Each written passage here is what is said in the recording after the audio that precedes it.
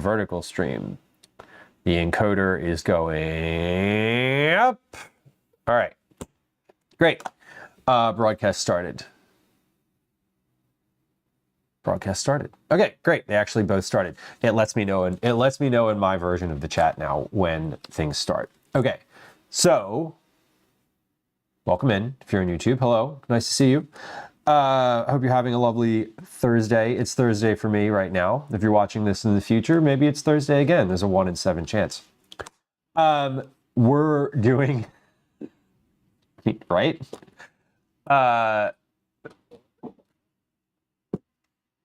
Anyway, we're doing a potluck prep today.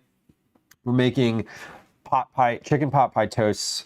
I'm gonna make honey flax bars for a recipe refinement. This isn't a recipe I'm working on for anyone specific. I'm working on it for myself because I want to. My friend Megan, who has a link there in chat if you're on Twitch, I texted her yesterday and was like, "Hey, help me with this recipe." Because it's not sticking together and I want it to stick together, and like, what am I doing wrong? So we're gonna do that as well. I'm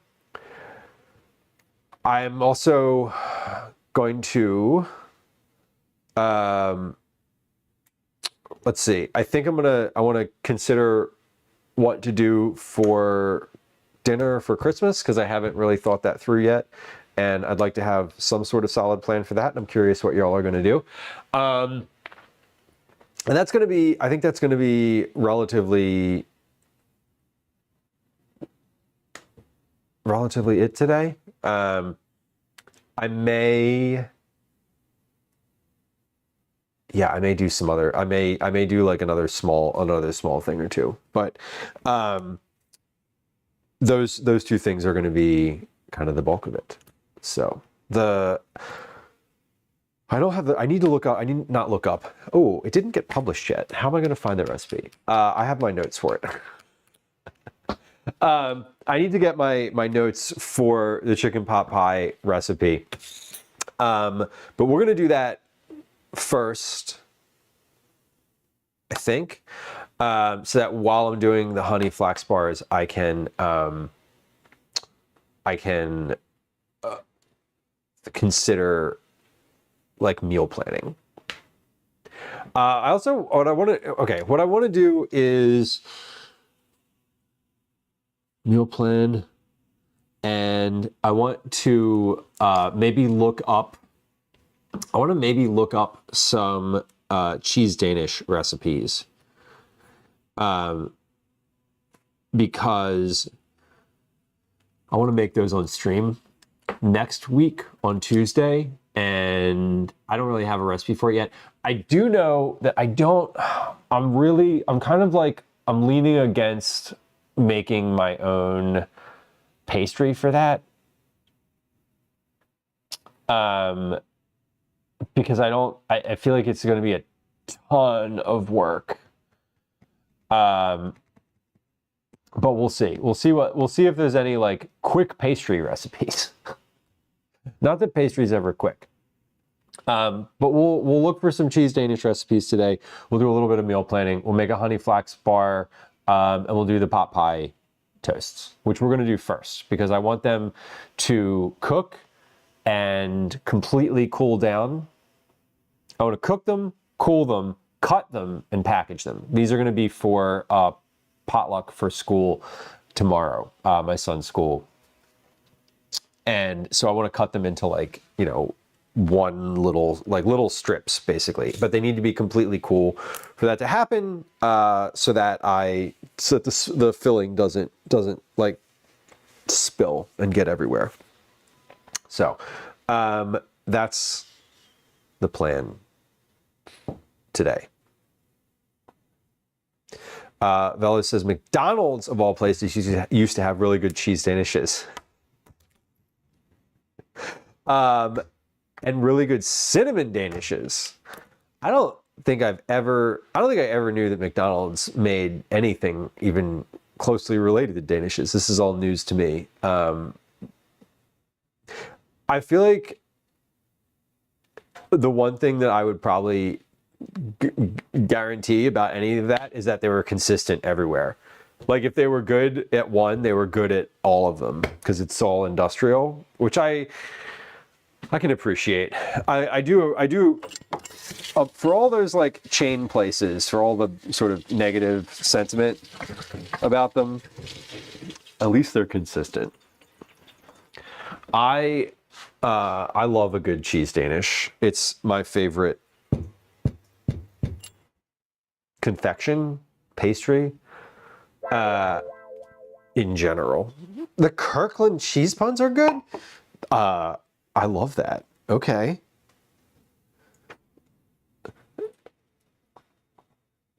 I love a good cheese Danish, like a really good cheese Danish, like the ones that are like handmade with like the really good filling. But I'm not gonna lie, y'all, I love a crappy, really crappy cheese Danish too. The ones that have the ingredient labels that have like 600 things on them and they are individually wrapped in plastic and they look like they're made of plastic. I'll eat one of those too. I'm not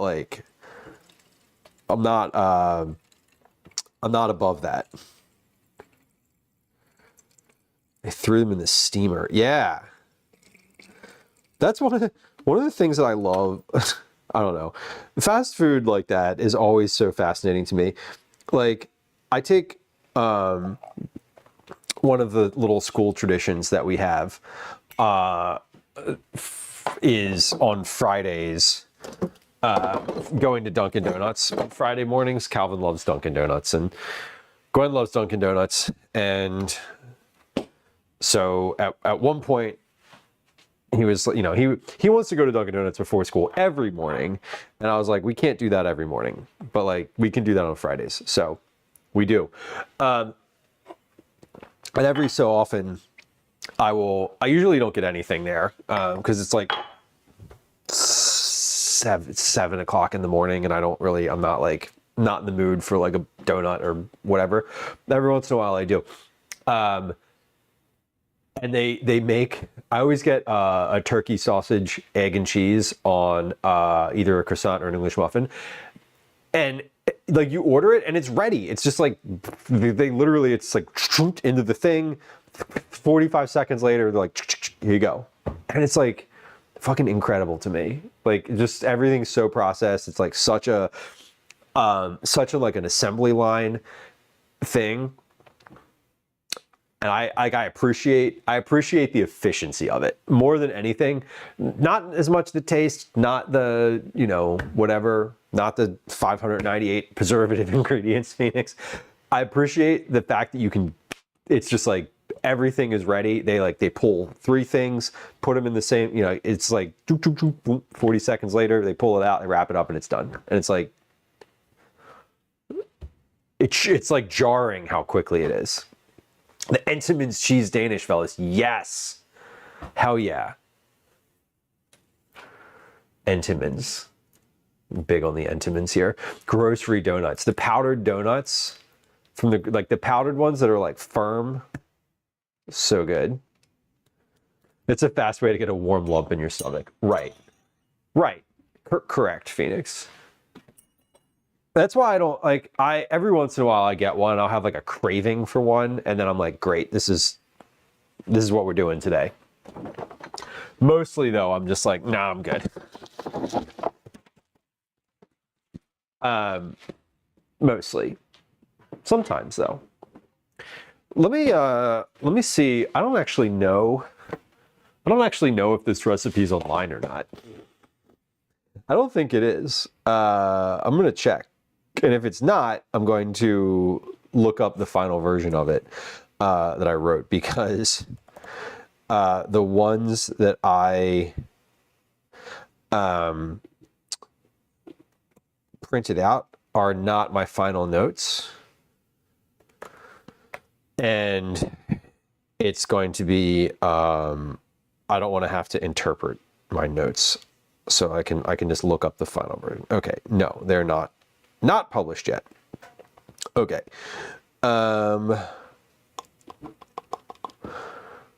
Combined peas and carrots. Peas. Okay, so what do I even need for this? Okay, loaf of Italian bread. Got it. Olive oil. We'll work on that. Olive oil. We need a lot of olive oil. We need basically a half a cup of olive oil. So, whenever I need more than a few tablespoons, I don't love using my little this thing because then I'm like emptying out like half of it. But I'm gonna have to refill it anyway, so why not just get the big one out? A medium yellow onion diced small. 1 medium yellow onion. We'll do the whole Instagram thing with the like boom, and then it, you know, whatever. You'll watch those like fast cut food videos. I've thought about making those, but it would take me forever. Chicken breasts. We're using chicken thighs. Those are in the oven. There's 5 seconds left on the clock.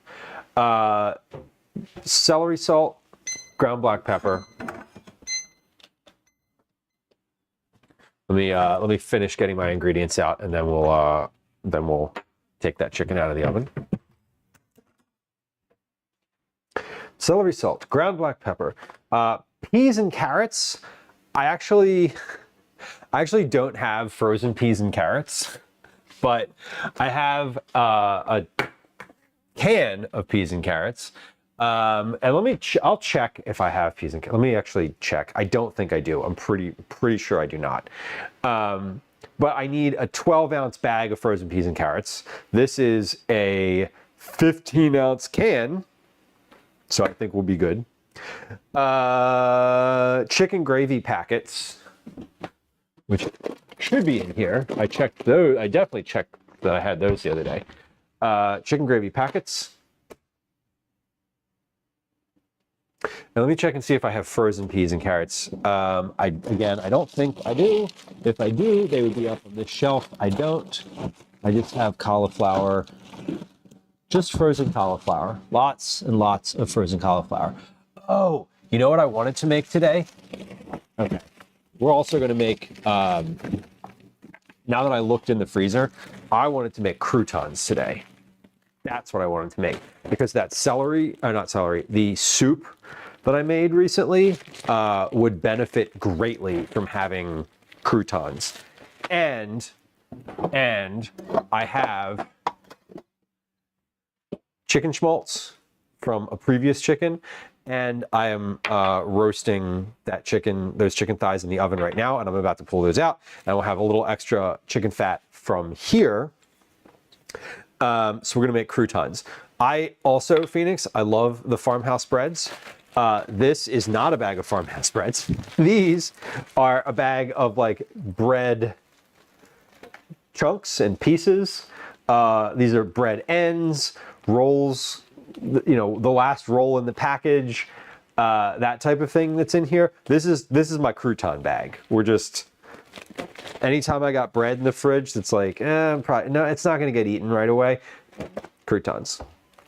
So we'll use that plus some olive oil, salt, pepper. We'll put those in the oven. Do I need the bread? Okay, no, the bread, we're gonna do the chicken pot pie toast first because this needs to thaw. But that's the other. I was racking my brain. I'm like, what did I want to bake today? It was something else, and it was croutons. Okay, great.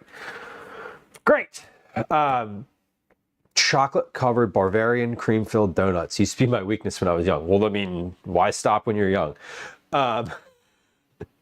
What would you change about them now? Would you just change the, would you like change the cream inside of them? See, for me, I have never liked the donuts that have the, I think they call it angel cream. Master of Splits, welcome in.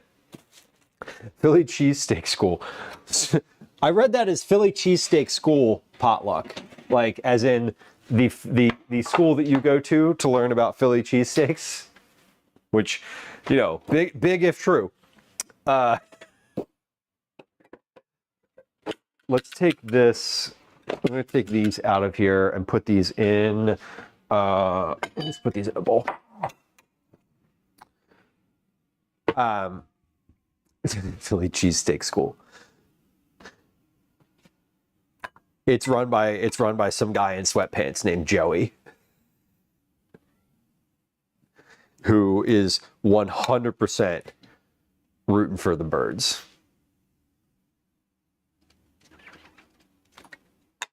Everyone in Philly's rooting for the birds. I mean, fuck, I'm even rooting for the birds, and I don't follow football at all.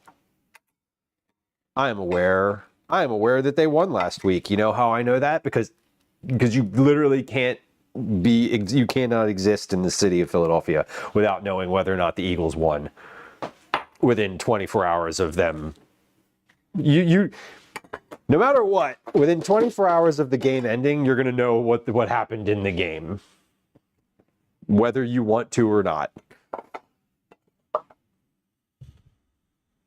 That's literally how it goes.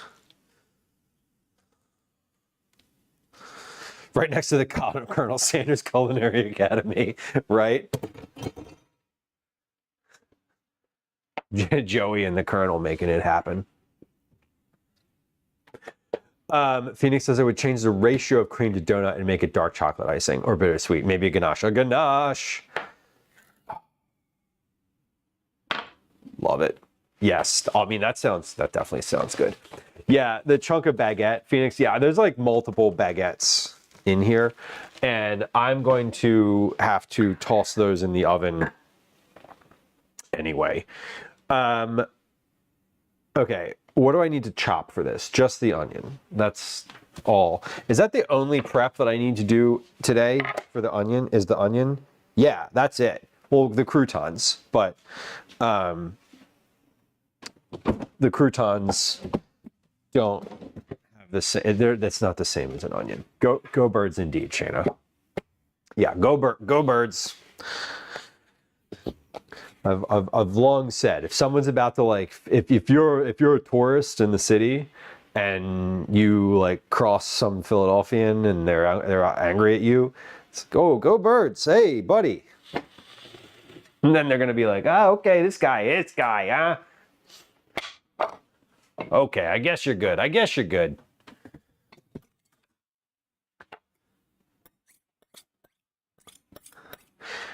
For donuts, I've always hated the angel cream that's like cake frosting. It's thinner than cake frosting, but it's that same like cloying sweetness. Can't stand it. When someone's like, it's a cream-filled donut, but it's like that cream. I like the cream that's like the heavier, sort of like heavy cream. It has the consistency of like condensed milk or something like that. Or not the consistency. It's like a little looser than condensed milk. When someone's like, "Do you want a cream-filled donut?" I'm like, "Yeah, but like, what kind of cream is it?" I'm like, "Angel cream." And I'm like, "No, I do not. Thank you, though. Too sweet." Wash my hands here. Far too sweet. I was saying earlier, I wanted to show you all this cast iron that I got. I want to, if whenever Twinderella is around again, I want to like show that, because I know they're very into the cast iron stuff. I'm saying it out loud because I don't want to forget it. I've had it now. I had it the whole last stream sitting on the counter, and I forgot to share it. But anyway, I'll probably forget again today. Yeah, custardy. That's the word, Phoenix. Custardy. I like a custard more than like a sweet cream. I don't. I'm more into savory than I am into sweet. How long to get the degree? 6 inches or 12 inches? Oh, that's not a period of time. Never mind. Um, the tuition. Well, I mean, it's not really a tuition. You just have to be sponsored. You have to have a sponsor somewhere where you're going to apprentice for a little while to get into the Philly cheesesteak school. Someone has to be willing to take you on to apprentice in their shop. And otherwise, tuition's free because it is a cultural scenario, and in order to support the culture, you want to have it be accessible. So there's no cost for the Philly cheesesteak school, but apprenticeship is required.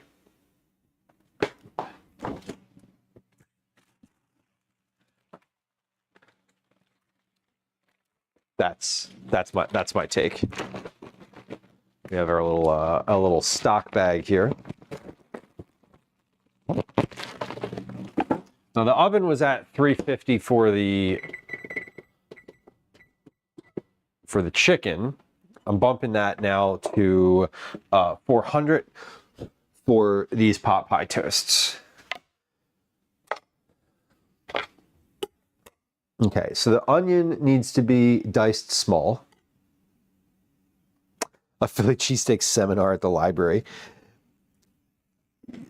I bet you they have those. The Free Library of Philadelphia, just like shout out Philly Free Library, one of the best library systems in the country. The main branch of the Philly Free Library has regularly things like that. I have seen a couple different chefs and like cookbook authors do demos and talk about their books when they were released there, all for free. They've had like and they have a lot more than just cookbook stuff. Obviously, I'm interested in the food stuff, so that's what I've gone to. But that definitely sounds like something that they would host, like a cheesesteak 101 class with like two people who make cheesesteaks in the city,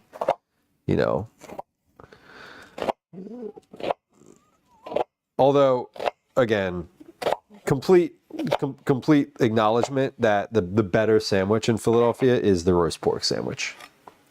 Roast pork, broccoli rabe, provolone. Better than any cheesesteak.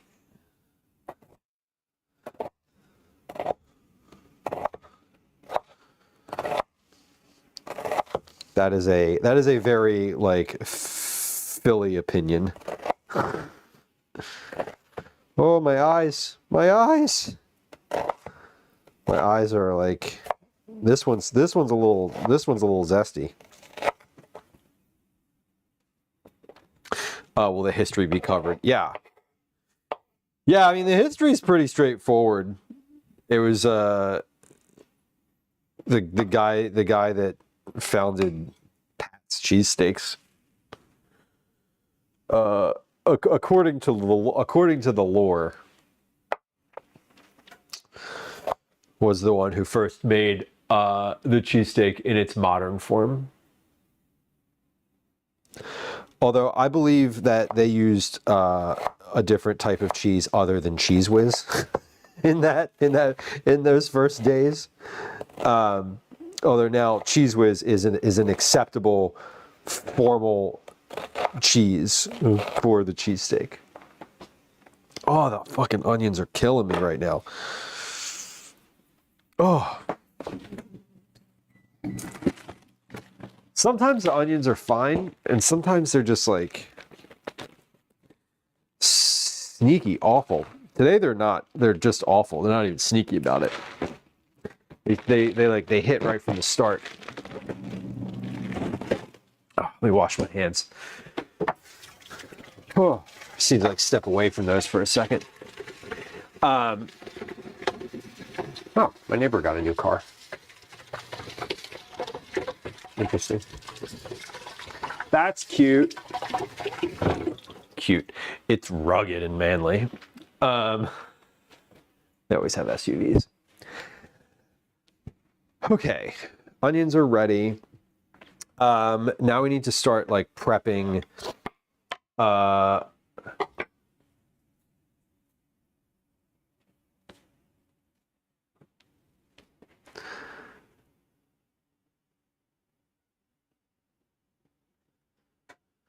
Okay, hold on. What am I doing? Oh shit! I was supposed to cook the chicken in the Dutch oven with the vegetables. Whoops. That's fine. We'll just cook the onion and then we'll toss the cut up chicken into the pan. No problem. Add the vegetables and cook until warm through about 5 minutes more. Enter the chicken and vegetables, stir the gravy packets. Gradually add a quarter cup of water. Okay, we are gonna do the toast next. Toast is next. Because that needs to toast literally before anything else. See, I literally wrote this recipe and I forgot. I'm just so used to putting the chicken thighs in a container or in the oven to cook before any other recipe I just did it. I didn't even think about it. Silly me. You have to recite the recipe by heart. You should. Master Splits, reciting the cheesesteak recipe, reciting the ingredients is like an entry requirement. I think. Because it's not that hard.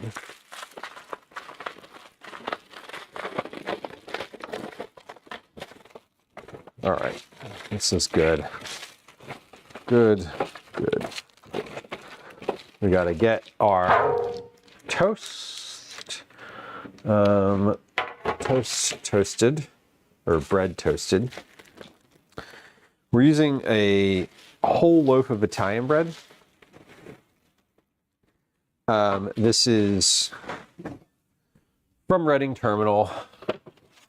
I had a trip over there on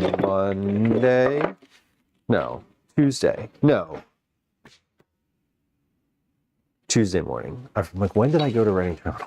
It's Tuesday morning. I went on Monday too. Well, I went to Reading Terminal twice this week. Once was to do like a little streaming test, and the other time was to purchase things. I did this trip to test on Monday. I'm like, when was I even over there? I forget. Okay, so we need to cut this into, I'm going to cut this into slightly less thick pieces than I usually do.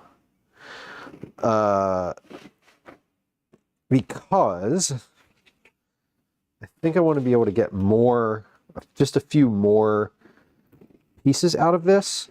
And if it's not going to be served hot, which it's not, I think it should be a little bit thinner because the bread itself is thick and chewy. And when it's like really thick, it's like, I like that. I like it when it's like I like it when it takes a while to chew, but I think for this scenario that it's being served in, it would probably be better if you can eat it more efficiently. So we're cutting it a little thinner than usual. Not much, but the recipe calls for getting 10 slices out of the loaf as opposed to, I don't know, however many I'm going to get right now. 1, 2, 3, 4, 5, 6, 7, 8. This is 9. I'm going to need a second tray. Great. Maybe. Am I going to need a second tray? I'm going to need a second tray. Perfect. That's good though. I'll have to spread the ingredients out a little thinner, but that'll be okay. God, making a cheesesteak blindfolded would be, how would you do that best? What sense would you use? Sound, I think, would be I think sound would be the sense that would make the most that you'd be able to sort of dial in the most. Not necessarily smell, but like the sound of the sizzling and when it's finished sizzling, I think would probably be more. You'd probably be able to get more accuracy that going that way. Where to get the best ingredients? Well, the Italian market. That one's an easy one. I haven't, yeah, again, I haven't even had a cheesesteak. The last cheesesteak that I personally ate was the one that I made on stream slightly less than a year ago. I have 100% not had one since then. I know this because I don't eat them. Okay, this is good. We got one extra. We have a bonus tray, which is kind of funny. Okay, we need about 12 tablespoons of olive oil. I'm not gonna measure. We're gonna measure with my heart today. Am I gonna measure with my heart? Yeah, I am. And when I said I was gonna use the big jug for this, I'm not. The reason I'm not, and I am gonna use my little olive oil pourer, is because I'm not gonna measure, and so I am going to just like pour this on and wipe it on with the brush here, and it'll be easier and less wasteful to do that with this container. So you need about a little more than a tablespoon of olive oil per piece of bread is sort of the ratio here. Did the Eagles have a chance at the Super Bowl? I have no idea. I don't know what their record is. I don't know anyone on the team, and I don't care. Do they have a chance? Not a clue.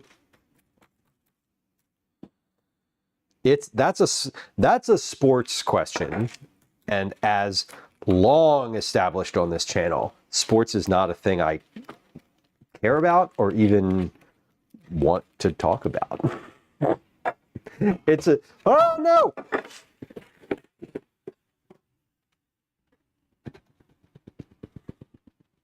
Fuck. That was a can of seltzer water directly onto the keyboard of my laptop. Great. Okay, that's fine. I will just turn that upside down on the... I caught it. I caught it right away. I went out the night they won the Super Bowl. I did. Right, because I care about the city. I want people in the city to be happy. I like when they win. I like when they win. Ducky Star, great advice. Turn it off while you dry it. Yeah, I turned it upside down real quick. It was like starting to glug out. So I don't think it got too bad here. But yeah, I will turn that off.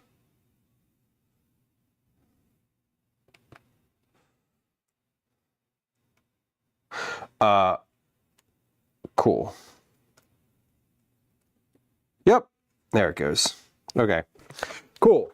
Well, might be needing a new one of those. You know what's great? As I'm panicking about that, I just had a memory. And the memory, well, two things. One, everything I do is on Google Drive, so that's good. Cyborg, I just poured like a half a can of seltzer onto my laptop.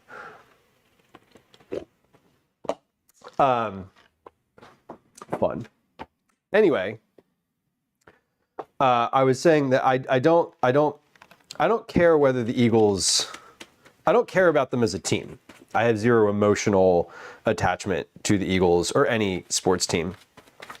I'm not going to watch the games, and I have zero whatever. I don't care. It's sports, and I do not care about them.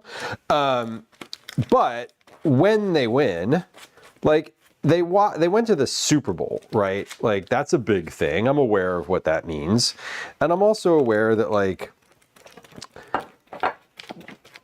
I live in a city that really deeply cares about that team. And it's nice when they win. People are nicer. The city is a nicer place to live when the Eagles are winning. And it's not, I don't need to care about the team to want the city to be a nicer place to live. So that's my perspective on it.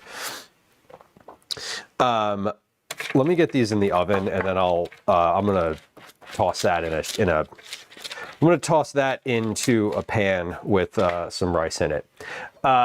I also remember that when I left my old job, I made a big stink about keeping my laptop, which is the same make and model as that one, and it is sitting upstairs.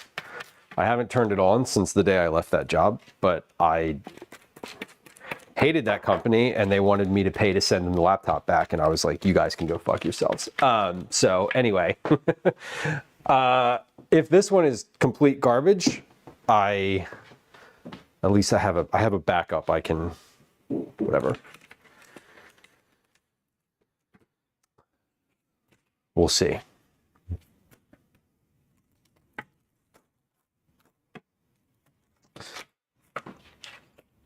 It was sugar-free, Phoenix. Yeah, it's just liquid. So if I just don't turn it on for like a week, it'll probably be fine. That's been my experience with electronics. This when you soak them with liquid, leave them sit for way longer than you think you need to. I might actually open the case of that and see if it's not right this moment, but see if there's any like visible damage. TARDIS, welcome.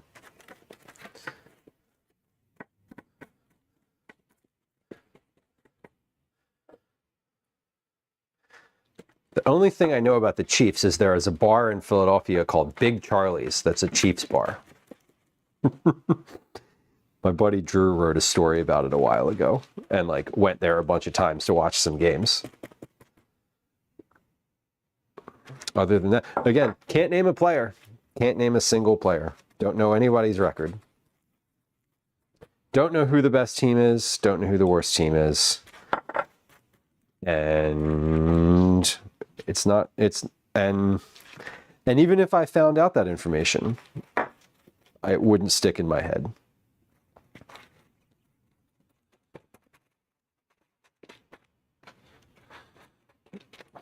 Okay. Jeez, what is going on today? I just knocked the olive oil over.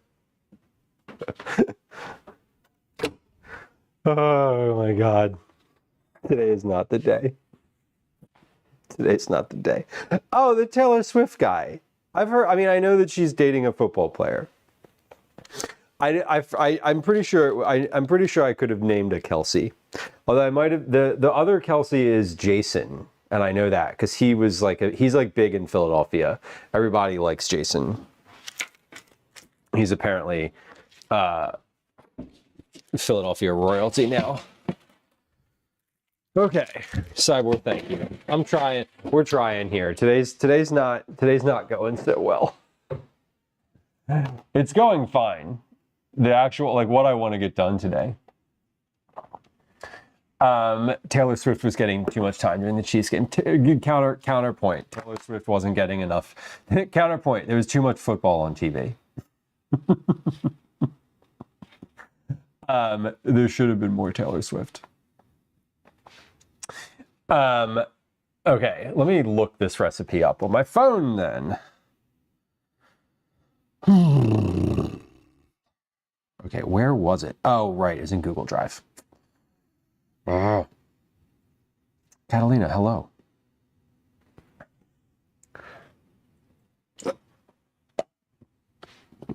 Okay.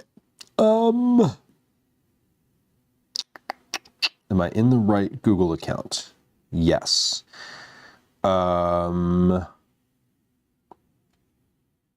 Search in Drive.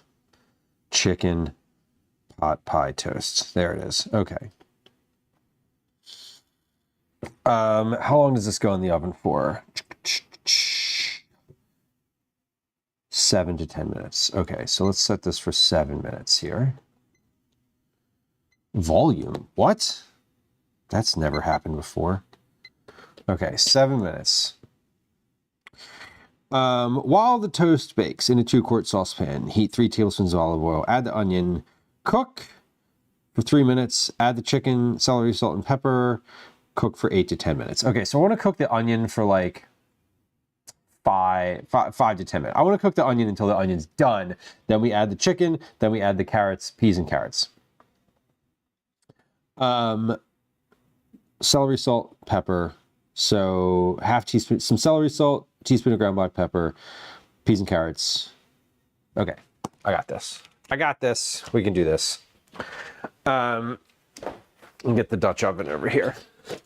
While the onion is cooking, I want to cut up the chicken. Because I forgot and I cooked the chicken first. I was supposed to cook the chicken in with the onion, but it'll be fine not doing that. Oh man. A hot shower always sounds amazing, and I love a hot shower. One of like the nicest feelings in the world is when you're cold and you like step into a warm shower and it's just like, oh, whole body warmth. So good. So good. Okay, we have a little bit of extra juice / drippings built up in the bottom here that I'm going to pour into my schmaltz cup there. Move that back off to the side.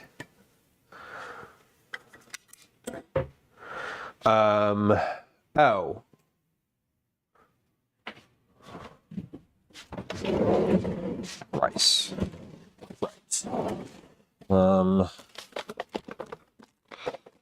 Yeah, here we go. Big old bag of white rice.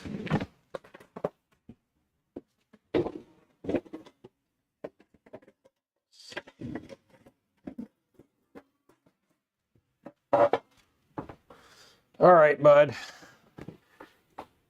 Oh, just booted up when I picked it up. That was weird.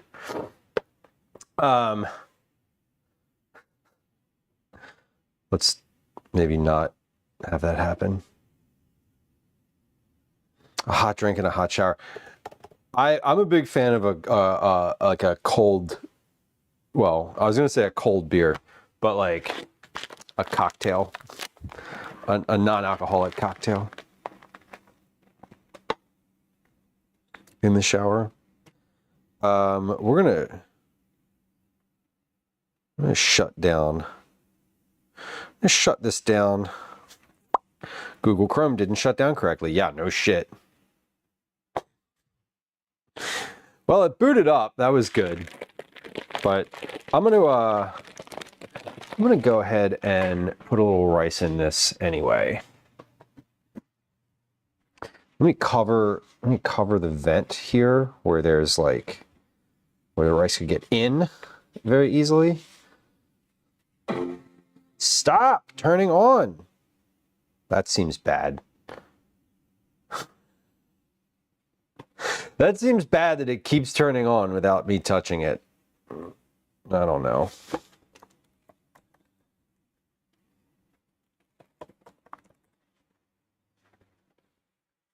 I know. Might be an issue. It might be. It might be me continuing to touch the button. But we'll see. We'll see in a second here, because I'm not going to touch the button anymore. Have it inverted. Yeah, I'll try that. Hard to put it in rice. It's hard to put it in rice and have it be upside down. Okay, well, it's off. It's off, and I'm not touching the button. Let's just pour that all over the keyboard. There we go. Okay.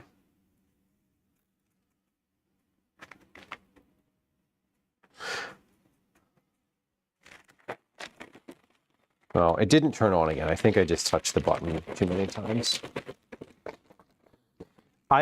Phoenix, I just had it upside down. I flipped it upside down and laid it flat on a towel on the counter immediately. Yeah, the rice isn't going to be inside, obviously. What could I'm trying to think of how I could invert it and have rice underneath the thing. I don't know. Maybe I'll just turn it upside down and let it sit like that to air dry for the next day or two. And no rice. Yeah, I don't have that much rice. I could do that in this pan, but I think I'll just do that. I think I'll just turn it upside down and just leave it like that. Kind of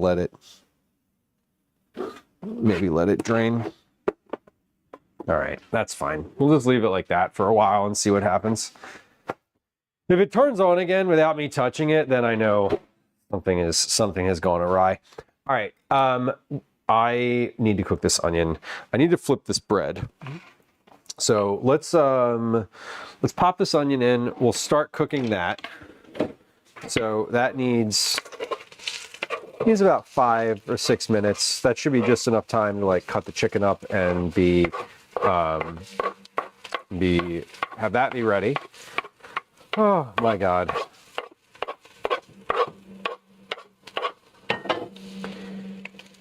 This is when I'm like, yeah, iCloud or whatever, like having all your shit just like in the cloud is kind of amazing.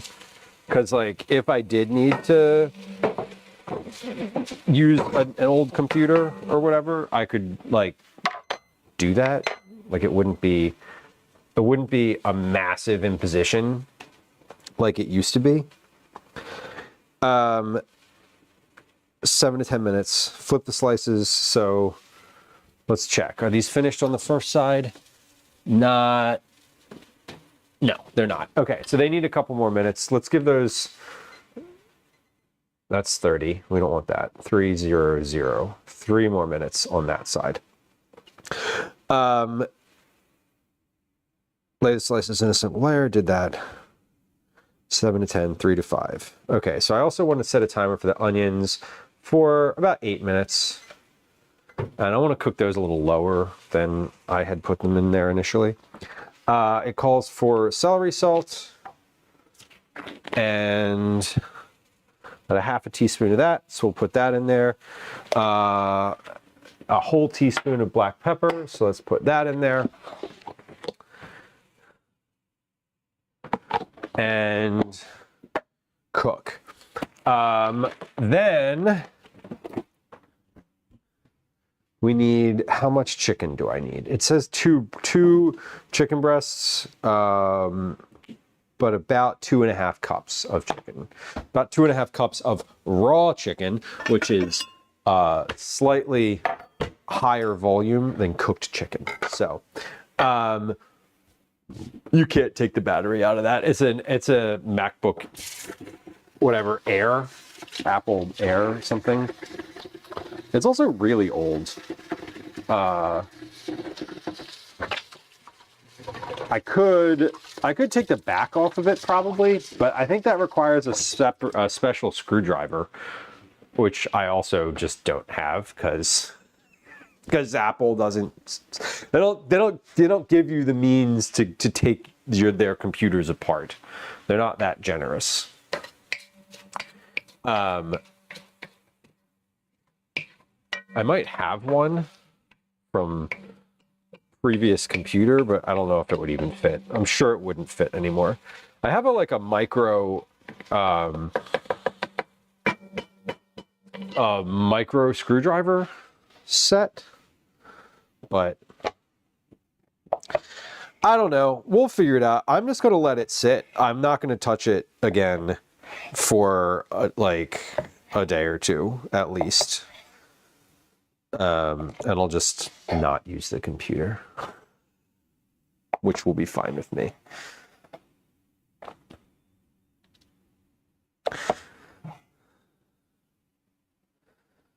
Yeah, can't open it without breaking it. Can't guarantee recovery documents. Right.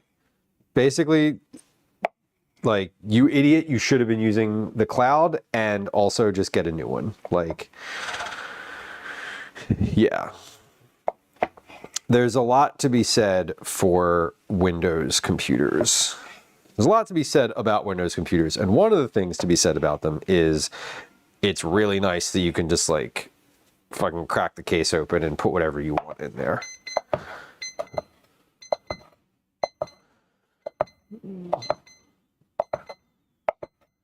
Yeah, like, it is nice to know, you know, in a past life, I would have panicked because photos and files and all that, but like, not worried about it. Yeah, Mike, that thing has been out of warranty for 5 years. I'm not worried about the warranty. It's not under warranty. Zero warranty. Okay, that toast should be ready to flip. So let's do that. Yes, it is most assuredly ready to flip. Okay. And then this is, oh yeah, this is only going to, I am not going to toast this second side. Okay, this is just ready to go. This is very cooked at this point, and if I put this back in, it's going to be too much. 2 of these pieces are burnt. So 2 of them will not be any good for this. So that's actually good because I can replace them, hopefully, with a piece from this tray. Maybe. No. All right, well, yeah, some of these are just too burnt to use, and that's okay. You know what? You know what I did? I know why. I know why they're burnt. Who knows why they're burnt? They're burnt. That was rhetorical. I'm going to answer it. They're burnt because I sliced them thinner than usual and did not account for the thinner toast when I put them in with my timing. And they stayed on the top of them. The top one the tops took the same amount of time to get crisp, but the bottoms burned because they're a little thinner. So, lesson learned. That's okay. I'm not worried about it. We're covering them in filling and cheese. And so they're going to be fine regardless. I will take the edge of the one. Like before I put toppings on these, I'm going to cut the burnt piece off of that one and just use the rest of it. Like, I'm not throwing out the whole toast, but I am going to cut the burnt crust off because that will get too hard. That'll be like solid. It'll be too solid. But yeah, that was why they burned, because I didn't account for the difference in thickness in the timing, which I didn't think of because I was, because I was worried about the laptop. So that's okay.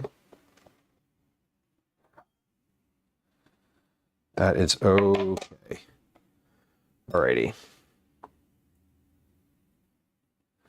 Make your own backup drive. I could.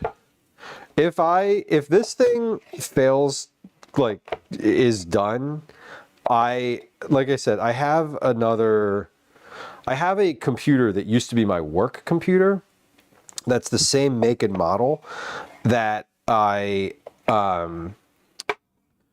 I left that job, when I left that job, they were like, okay, now you have to ship us your laptop back. And I was like, no, I'm not going to do that. You're going to wipe the laptop extra from your like remote IT, and you're going to let me keep it. And they did. So I have it, and I didn't need it. It was just out of spite. Because I was spiteful and didn't want to work there anymore and hated them. And anyway, and I just wanted to be a jerk, and I was. And I'm glad I was, because I literally just have a laptop upstairs that I could go grab. It doesn't have all the same like components, whatever. It has like a smaller hard drive or whatever, but again, the cloud kind of negates all of that. So I'm a little sort of namaste about it. And if it doesn't work, then that's annoying. It will be annoying to have to set that other computer up again. I hope maybe that one won't turn on, and then I'll be like actually annoyed. Like, oh shit. They're like, not only did we wipe it remotely, we also deactivated everything on it. Okay. So that is about 2.5 cups worth of chicken. Let me wash my hands here again. And this onion looks to be just about ready. So we're going to toss the chicken in there. We're going to drain the vegetables and toss those in there. And then we don't need to cook the chicken. So the onion needs to cook for about 13 to 15 minutes. Total. Their initial recipe calls for putting the onion in and then cooking the chicken along with the onion for about 10 minutes. So that's why I put the onion in and then kind of left it for a bit. So this is ready. The onion's definitely ready now. So let's drain the vegetables. You don't qualify for Windows 11. You know, I've heard that you're not missing much. This computer that I'm using for streaming is running Windows 11, but I feel like some folks hate Windows 11. I don't know. I don't really have an opinion, because other than the streaming computer, I am a Mac user. For better or worse, that is my jam. Has been for a long time. So add the chicken, celery, salt, pepper, did that, cooked, add the vegetables. Into the chicken and vegetables, stir the gravy, add a 1/4 cup of water. Okay. So now we're just basically we're gonna make this filling in this pan. So we're gonna come on over to the stove here for a second. It's fine. If I was, I'm working on I'm in the process of don't listen. It's okay. I'm in the process of replacing this laptop. I know it's not you, and you're gonna get to stay involved. Don't worry. You're gonna stay in the loop. You're still loved, and you're still a core component. Don't die on me. Got to speak nicely to the computer. But I'm in the process of getting a better version for, not a better version, a more robust like desktop scenario that I can not only use for the kitchen streams, but that I can also use for IRL streaming. So a home server scenario as opposed to using a cloud OBS. Yeah, Camille, it does. It needs reassurance. You have to speak nicely to it.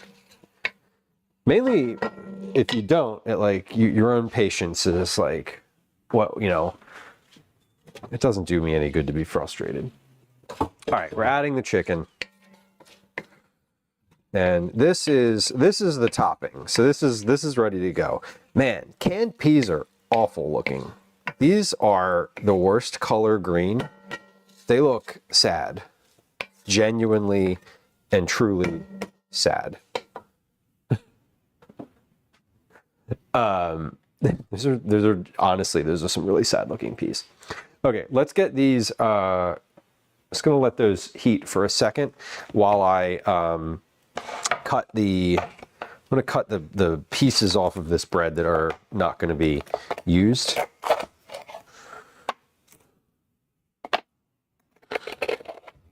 Just some corners, and that'll be fine. Good. All right. And the other thing is when I cook these in the oven, I want to be very careful not to cook them too long. Otherwise, but I'm going to put the liquid, I'm going to put the filling on the top of these breads. So they'll get a little softer because I'm going to put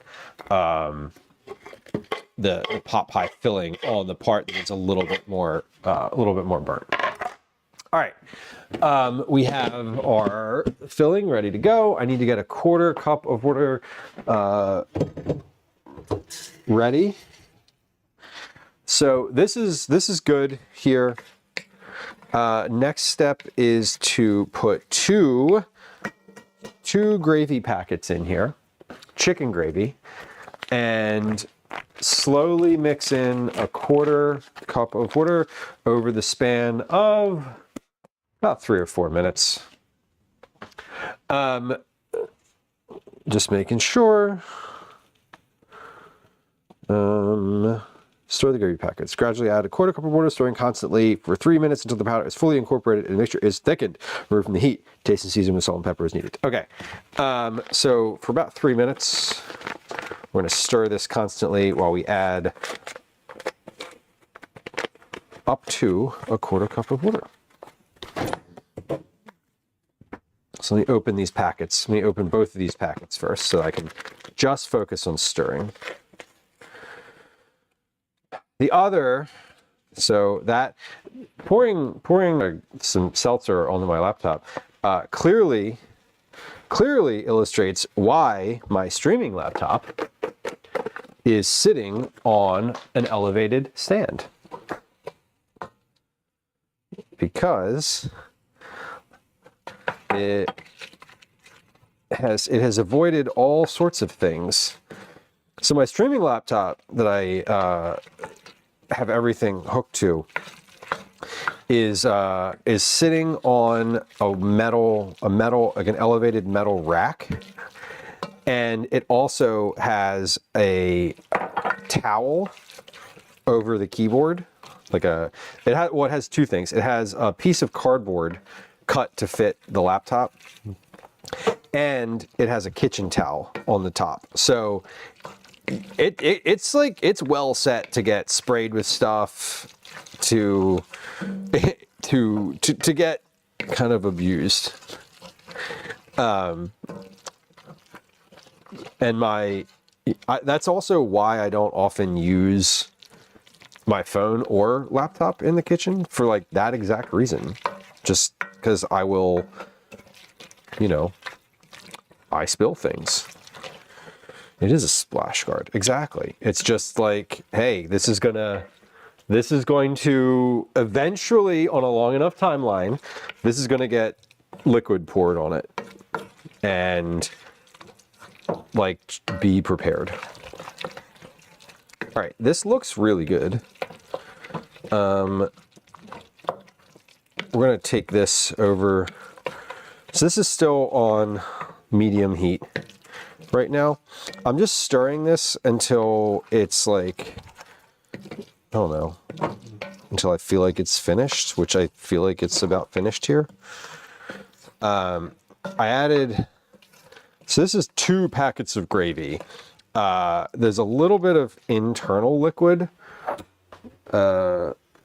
from the peas and the carrots. I'm going to add a little bit more because what I'm missing is all of the fat from the chicken in here, because I didn't cook the chicken in this same pot. So you know what I'm actually going to do? I want to take that schmaltz that I have here.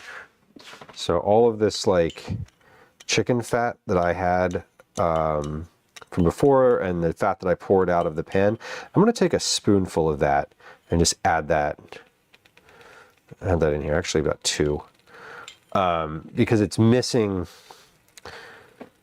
because I didn't cook the chicken in here, none of that fat rendered out into the pan. I'm like, there's a glossiness that is missing from here. There it is. Okay. That looks much better. Alrighty. Perfect. So that was about 3 minutes worth of stirring and cooking, and this is definitely like holding together nicely. So I'm going to turn the heat off, and we're going to come back over to the counter. Let me move my knife out of the way, knife and cutting board. And I'm going to bring this, there it is. So there's a hot thing here. We'll move this knife too. I'm going to bring this over. Can I hold this Dutch oven? Yeah, it's not so hot that I can't touch it. And let me get the cheese out. That's the other component that is not present, but about to be. And I'm actually going to go ahead and use 2 different cheeses here. I have cheddar cheese for the top, but I'm going to put a little layer of Parmesan underneath because we'll wash my hands first too.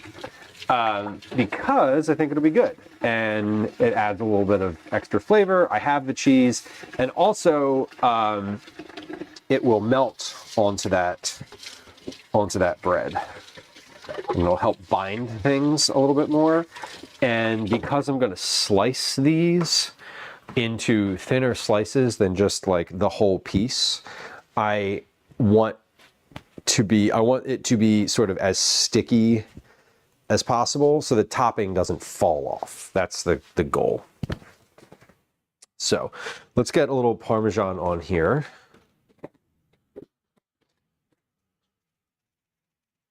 I don't have enough cheddar to add underneath, but I can add some Parmesan. And this is like fresh, like grated Parmesan. This isn't the shaky cheese stuff. No offense, shaky cheese, but this is better for melting purposes. All right, this is looking good. And I did end up after all with only 1 tray of viable toasts. The other ones, I think the other ones are just too burned around the edges to make something that I would be proud to and happy to serve people. If I was making them for dinner for myself, I might, but I'm not gonna give them to other people. Okay, that's good. And open this cheddar so it's ready to go. I'm gonna top these. I'm just gonna take a little scoop out of here and put it in the center.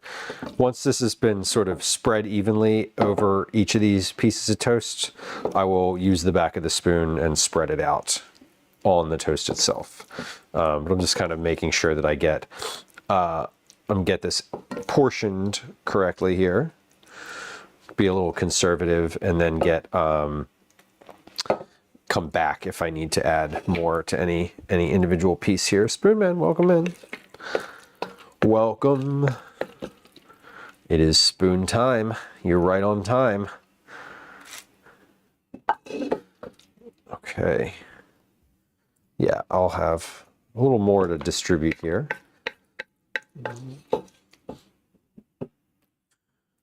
Good.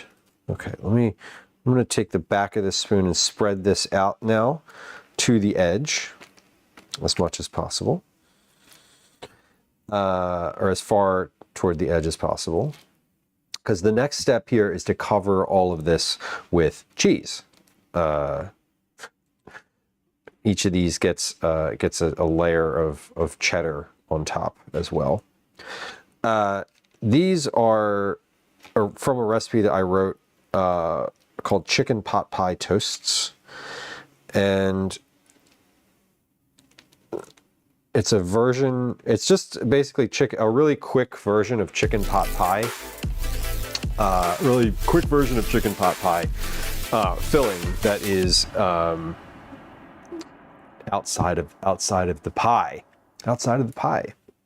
Sand Experiment, welcome in. Y'all, hello. Jaro Clay, welcome. Black Tech, hello. Baba Cat, welcome in. Sand Raid indeed. How are you? Welcome, friends. And I hope you're enjoying your Tuesday crafting with Karen. Hello. Shadow Shaft, hello. Welcome. I think maybe I'm saying your name right. I can't be sure.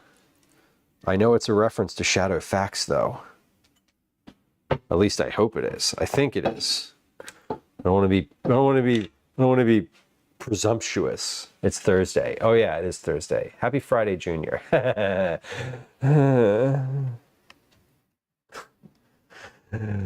Yikes. It is Thursday. Thank you, Anne. Sand Experiment. Thank you for bringing friends through. What were you making today? Were you cooking? Were you planning? Were you cleaning? What was your kitchen experience like today? Friends who are joining us. They're gonna get me at like 4:45. Okay, cool. We're gonna try to leave here around like 5:15. We're gonna try to leave here like the moment you come home, basically. It's from Never Starting Story. And I'm sorry, I did not mean to cause you trauma when I said Happy Tuesday. It's been that kind of a week. It's been that kind of a week. Friends who are hanging out here. Sand Experiment is a fellow food and drink streamer who is making cookies today. Karen, thank you. Always an appropriate thing for the holidays. We made cookies on stream on Tuesday, which is what I was thinking. If you like cookies, we do on this stream, we do a monthly cookie club where you can enter through various ways.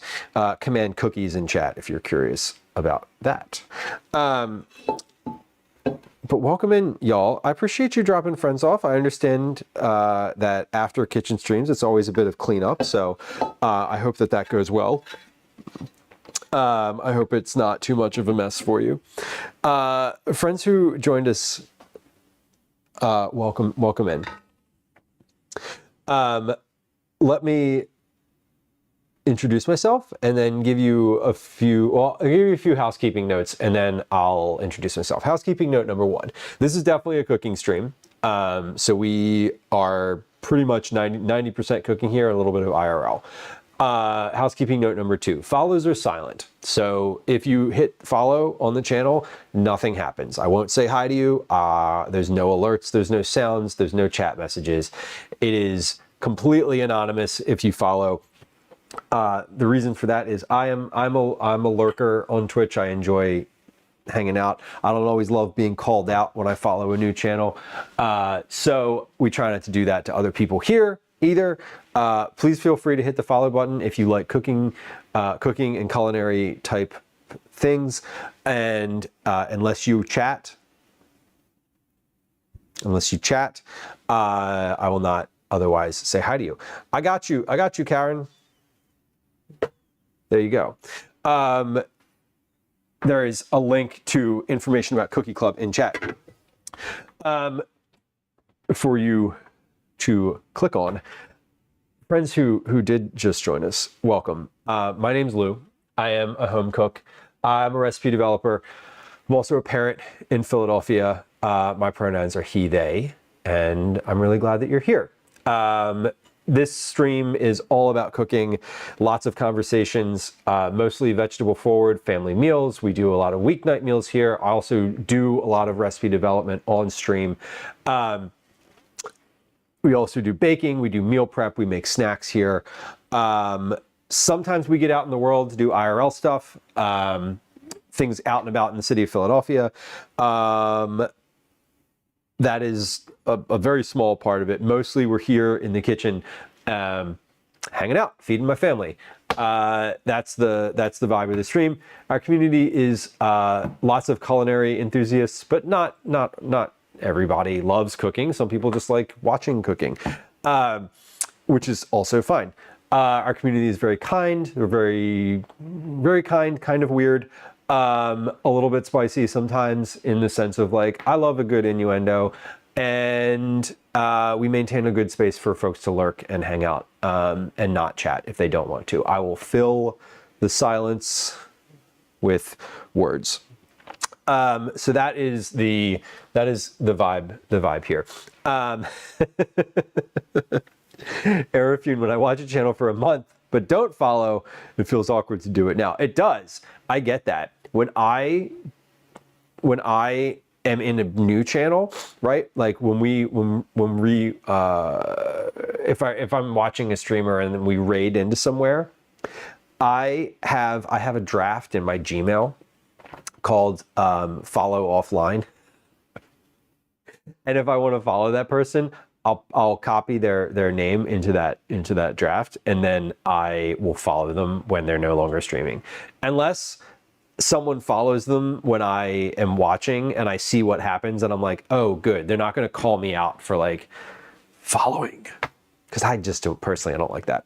Anyway, that's the vibe here. Welcome in. Thank you for bringing friends. We're cooking, obviously, today. I follow after they end. Same.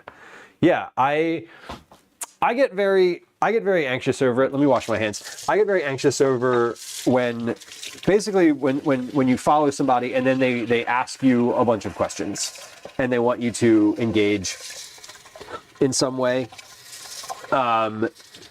Because often that's not what I want to do when I'm on Twitch. I'm usually watching it on my laptop on the other side of the counter, and I'm not in a place to chat. Like I'm not going to like keep chatting, whatever. So for me, it's really important that folks are able to follow without feeling that anxiety. But it's also hard because for me, I will wait to see what happens when someone follows the channel. And if it's set up like mine, where there's nothing happens, it's like, I might watch for a couple hours and nobody follows, at least to my knowledge. So I like to say that when folks come through, and I say that every once in a while, and it says it in chat too. So anyway, we are working through a recipe today. We've had some technical difficulties.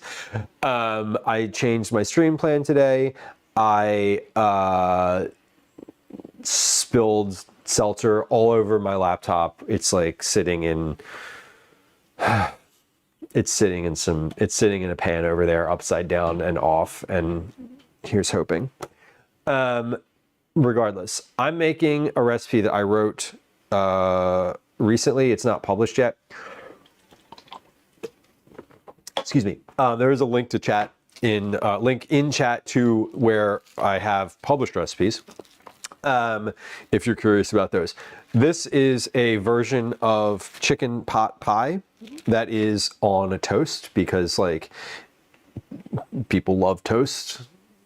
And we're making this today for potluck for my kids' school tomorrow.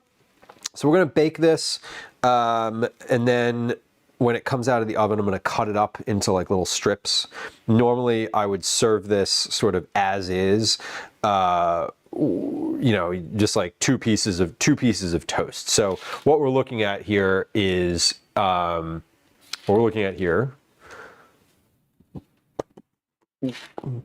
Bellis, I love a good YouTube channel. Thank you for sharing. What we are looking at here is toasted Italian bread, toasted with olive oil. That was in the oven for a little bit too long, in fact, but that's okay. And made a pot pie filling out of chicken thighs and peas, carrots, and onions. Those were all sort of sauteed together in a pan. What I'm doing now is topping it with cheddar cheese, because obviously cheese makes things a lot better. We're gonna put this in the oven for just a few minutes, basically just enough time to melt this cheese. And then we're gonna pull it out again and let it cool down. And then I'm gonna take each of these pieces and slice them into strips, so that one piece of this, like one little strip of it, is what you would get. It's for an elementary school. There's going to be, it's the whole grade level, so it's like a lot of kids. I don't imagine that they'll all, I can't imagine they would want to eat something as large as like a whole piece of this. So I'm trying to make it a little bit more accessible for, like, more kids can have it, and it's also not an enormous ask to eat a piece of this for them.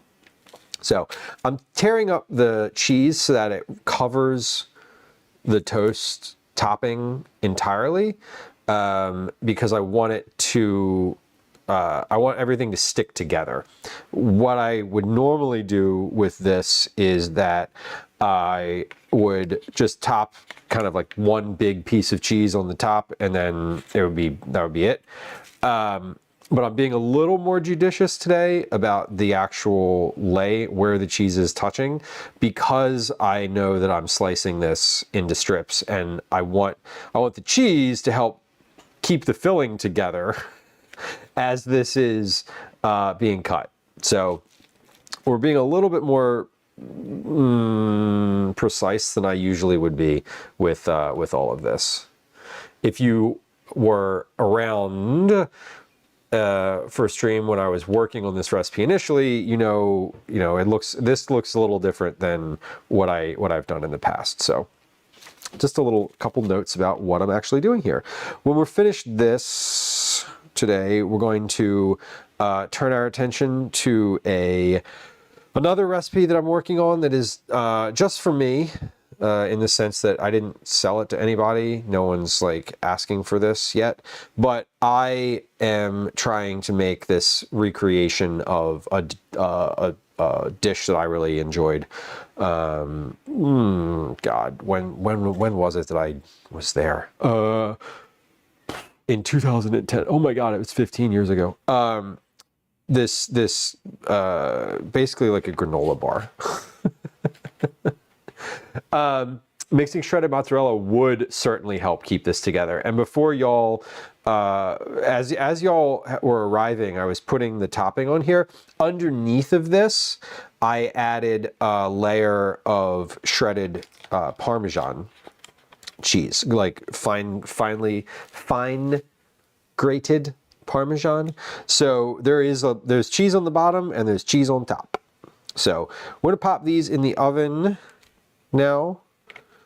This is pretty well covered. I'm happy with this. I don't need to fuss with it too much more. If I could keep fussing with it for a while, and then there would be too much cheese. Portion the chicken and vegetable mixture evenly over each piece. Got it. Top of the sliced cheddar. Got it. Set the oven to broil. Return the toast to the oven and broil until the cheese is melty, browned, and bubbling 3 to 5 minutes.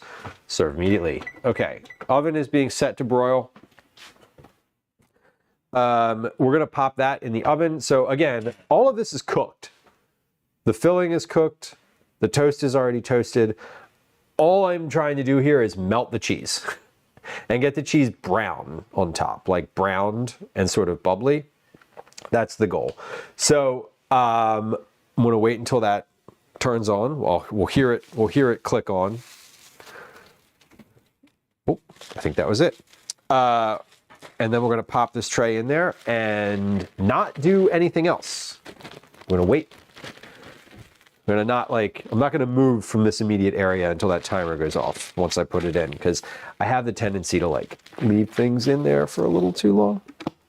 Anyway, let's put this cheese back in the oven. No, sorry, cheese is going in the fridge. Cheese is also going in the oven, but that's the cheese on this tray. All right, 3 minutes. Check the broiler. Broiler on, broiler's on. Broiler's on. Tray is in the middle. I'm not putting it like super high up. It's just in the middle of the oven. And broil. Go. Timer start. 3 minutes. Okay. Once that's completed, I am going to make croutons. As the croutons are cooking, we're going to work on the craft bars, the flax bars. We're going to craft the flax bars. Does the parchment paper keep the bread from getting too brown on the bottom? Blue-eyed nerd, no. I think the parchment paper actually toasts it a little bit more, but generally, so that bread that I just put in the oven was a little bit more, it was more toasted than I want it to be. Like, I overcooked it because it was thinner than I usually cut it, and I forgot to adjust my timing. But generally speaking, I think parchment it makes it toastier. Like, it makes it more, it makes it harder. If I was using a silicone pastry mat, my general experience with the silicone mats is they heat up, but they don't transfer that same sort of like searing heat that you would get if you put it directly on the sheet pan. Whereas parchment sort of allows some of that to come through. That's at least, and I'm not like I'm not a scientist. I can't say that definitively. But I know parchment also doesn't retain the heat as much. It basically like transfers the heat from the tray. Whereas the silicone mats, like if you're using those and you're making cookies, for example, sometimes the dough will like spread farther because the mat is hotter. So I use parchment paper because I tested it with both parchment and the silicone mats. And when I tested it with the silicone mats, it did not toast the way I wanted it to. So the parchment was just like the move. I've got 30 seconds left on that clock. I just took a look at those. They are melted. I want them to be melted and brown. Brown. They need to be like browning a little bit on the top. That's the goal. Now, I also don't want them to be too brown. I don't want them to be in here too much longer than 3 minutes, even if they are not the color that I would like them to be, because I also don't want to burn the edges of the bread any further than they already are. Okay, timer's going off. Let's check these. Turn the timer off first. Yeah. I'm gonna give those another 30 seconds. That's it. And I do love parchment paper. The mats are easy. Like the mat's always easy. And I mean, if your goal is just save your sheet pan from, getting destroyed, the mat is great. But if you have like specific goals in mind around here, the texture of your dish, I kind of prefer parchment paper just in general. All right, that was 30 seconds. We're almost there. One of them is in a good spot. We're going to give those 30 more seconds. That's 4 total minutes. Not 30 seconds. When I started the count up timer, when this hits the 1 minute mark, I'm going to take these out no matter what. Because again, I don't want them to burn that much. All right, we're at 1 minute and we're coming out. Done. All right. These look great though. I'm pretty happy. Pretty happy with these. Come take a look. They are browned and bubbly. And we're gonna let these cool in the sheet pan a little bit because if I take them off of the sheet pan, basically I want these to soften a little bit. If I put these on a wire rack, it's gonna maintain the toast on the like the toastiness of the bottom. And because I over toasted this bread, I am going to leave them on the sheet pan to cool so that they soften. The steam from the bread kind of stays underneath and circulates and helps soften them a little bit more before cutting these into strips. So we're gonna let these cool on the counter. I want these to cool completely before doing anything else with them. They need to be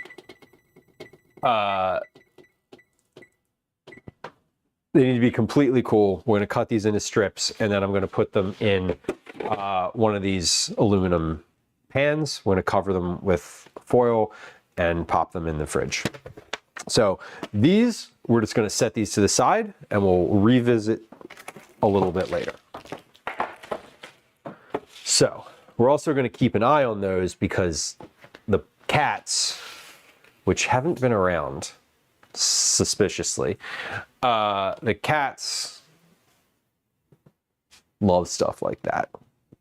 Okay, we're turning our attention now to our croutons. So we're gonna do the croutons in a big old bowl, the biggest bowl in fact, the bigger bowl. The croutons I want to serve, I have some cauliflower soup from the other day that was very good and could have been better because it could have had croutons in it and it didn't. So I have some old bread here. This is rather hard. So let's, I'm gonna cut this up into some bigger or smaller chunks. We're gonna soak it for a little bit in chicken schmaltz and olive oil to let it not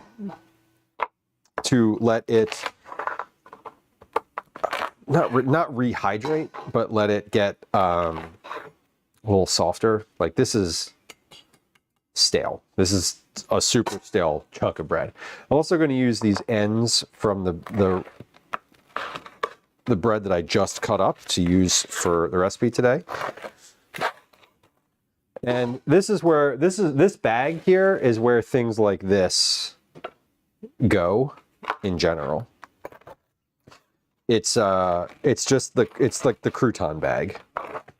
They don't always go in there. Sometimes I eat them and just enjoy them with like a little bit of butter.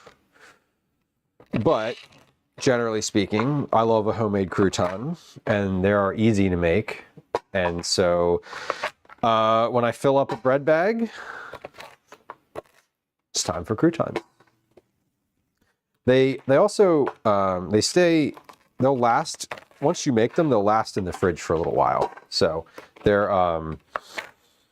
they will last in the fridge. When I say last, what I mean is they will, they're stale bread. They'll stay stale for a little while longer in the fridge, but they don't last very long because I literally just open the container that they're in and eat them straight out of the container because they're good. And it's part of the joy of making your own is that they're very good and you can just eat them. So these are going to be for soup for dinner for later. I'm taking my son to a concert tonight, a school band concert. Nothing super. I mean, it's exciting, but so we'll probably have like a bowl of soup when we come back from that for dinner. That's going to be the goal, and he likes these homemade croutons, as do I. So they'll be a nice little treat. And also, I don't have a fresh loaf of bread, so croutons are the next best thing. I would love just like a fresh loaf of like Asiago bread or something like that. Something cheesy. Do I have anything in the oven right now? No, I don't. Okay. I do not. Every once in a while, I just need to check in with my... Am I burning something? No, I don't think so. Okay. Oh, I should put... Hold on. How's that schmaltz doing? Oh, that's fine. That's still very liquidy. I was worried maybe it had started solidifying. It has not. I don't think I'm going to use all of the bread in this bag. This is a lot in here right now. I only really want to make a tray worth of croutons. Too much more than that, and it's like too much to deal with. And I also, ooh, that's a soft piece. That one wasn't stale. Also, I don't have as much of the chicken fat as I would need to make this whole bag. So I don't want to use all of it. Maybe not. Because I don't love making it with other oils. I'm going to supplement this with a little bit of olive oil. The first thing I'm going to pour over here is a layer of olive oil, just to like start to rehydrate some of this. Then we'll add the chicken fat. Then we'll add some salt and pepper, and then that'll be it for, that'll be it. Okay, I think when I'm finished cutting these pieces up, this is gonna be it. We'll put that bag back in the freezer and just like, you know, leave it for next time. Because this is plenty.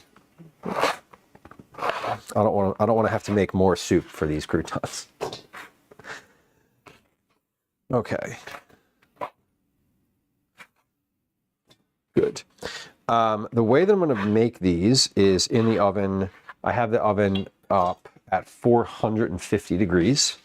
So these get roasted in a single layer on a sheet pan for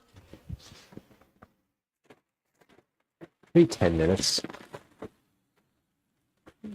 or so.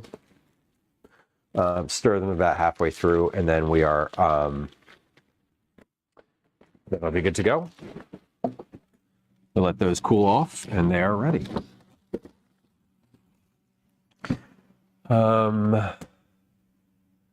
Do I have any additional chicken fat in here? No, I don't. Okay. It's not panzanella season. Oh, when is panzanella season? That's a summer salad, right? That's like fresh tomatoes. Canara has a trick for your schmaltz. You put it in a mason jar with water equal to the schmaltz and turn it upside down. As the oil solidifies, the bits sink down into the water, and you can pour it off and put the solids in a clean container for future use. And that is really smart. In a jar, upside down. Oh yeah, okay. The oil solidifies on the bottom of the jar, which would be the top in our story. The bits sink down into the top of the can, which is on the bottom. When it's solid, just turn it, open it, pour it off. Excellent. That's a great tip. I love that. That is a very good tip. Canara is smart. See, this is why I love Twitch. Because people smarter than me, people far smarter than me, give far better advice than I do. And I get to benefit from it. Isn't that nice? I put mine in a coffee mug and I leave it in the refrigerator. And then I just put it in the microwave and liquefy it again, and I pour it on. Mainly because the solids, I don't care if the oil, for what I use it for, which is basically making croutons, I don't need the oil to be clear. Like I don't need the fat to be clarified.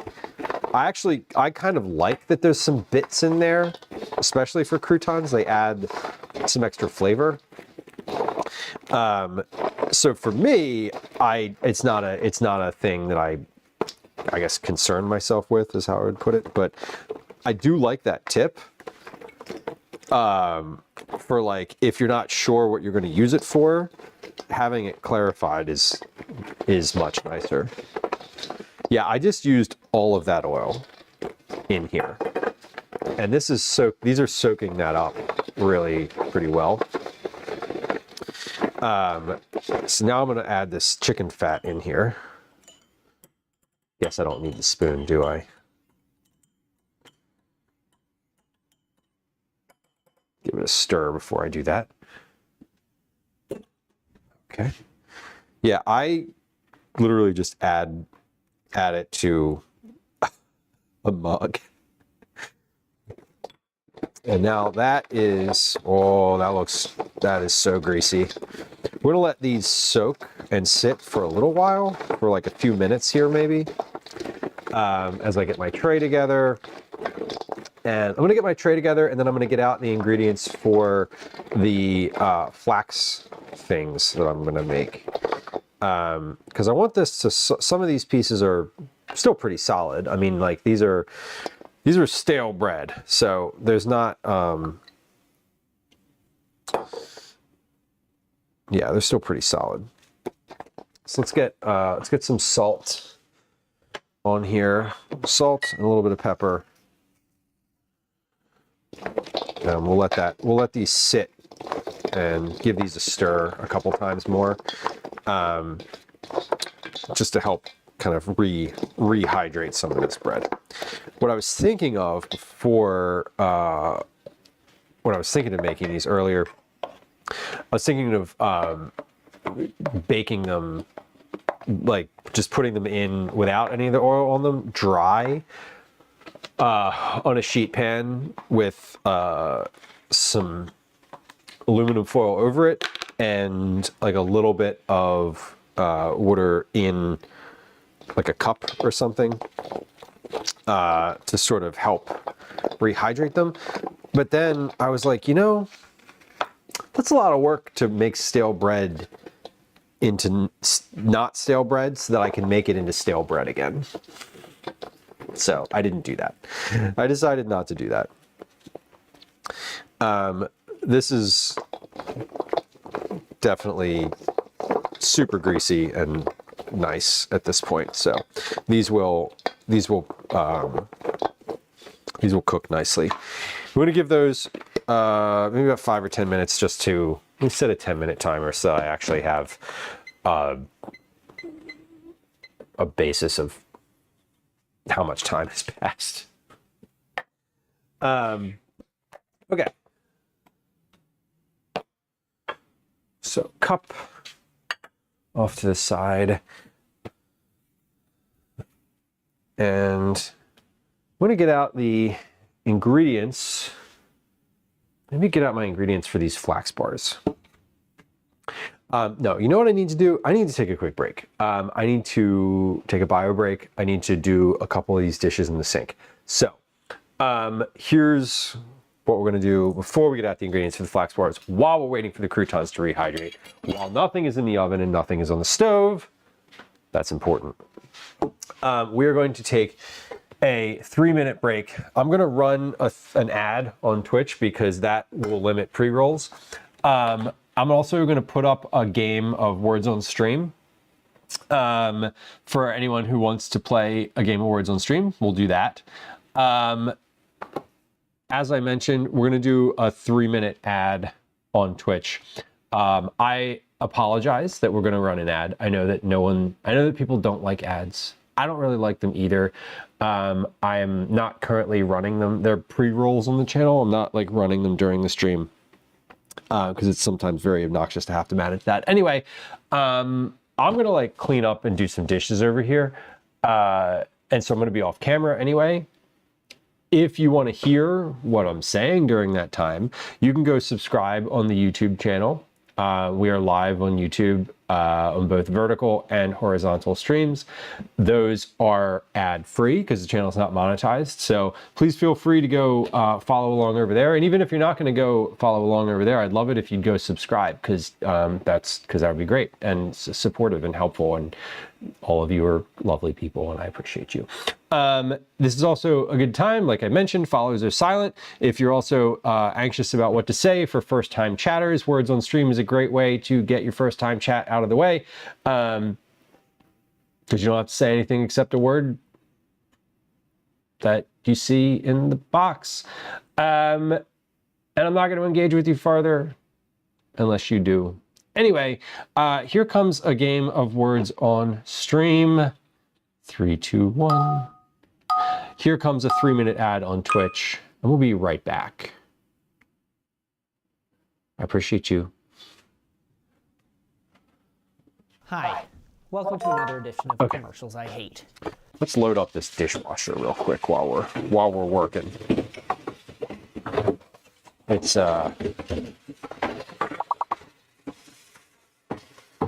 I'm trying not to let things get out of hand today too badly with the dishes. It's always annoying when you finish stream, and you're like, I'm done, and then you look over and you're like, I didn't do any of the dishes during stream today. They're all still there. And there's a lot of them. There's not a lot of them right now, but there's enough that it's worth addressing before the end of stream. Also, at the end of stream today, I'm probably not going to have too much time to do all that cleanup, so I want to get that done and out of the way as soon as possible. Or I want to be able to not have all this here at the end. Okay. Anyway, I think you know what I mean. We're working on loading the dishwasher right now. That's step 1. All right, step 1 is done. Step 2, start doing a couple dishes. Hey, I actually ran an ad, didn't I? Yeah, okay.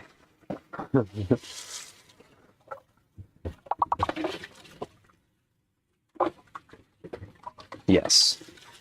There's text that only comes into chat when an ad is actively running. And there it is. I see it. Okay, confirmed. Good.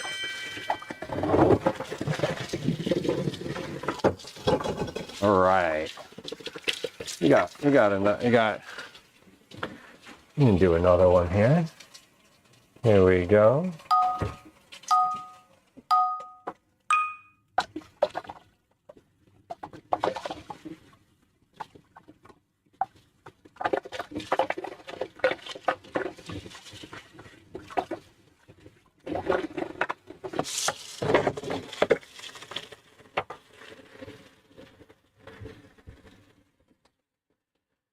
Getting these dishes. I'm actually starting on the washing process here.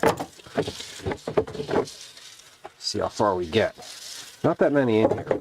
There's still dishes from this morning in here, so we're probably not going to make it all the way, but you never know.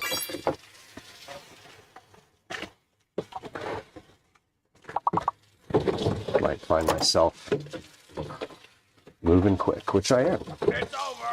Hey, if you're on Twitch, you're finished with your ad break. Thank you for your patience. I appreciate you. I understand that the ads are not everyone's favorite, and I don't like them either. But they're going to run them either way, and I appreciate the patience of folks who are willing to sit through them while I do a few dishes. We play some Words on Stream, and it helps me. It helps the dishes. So we do them every once in a while, and I appreciate your patience during that time. All right, but we're getting there though. We got everyone's going to get at least one more guest here coming on up. So get your last guest ready. Here it comes, and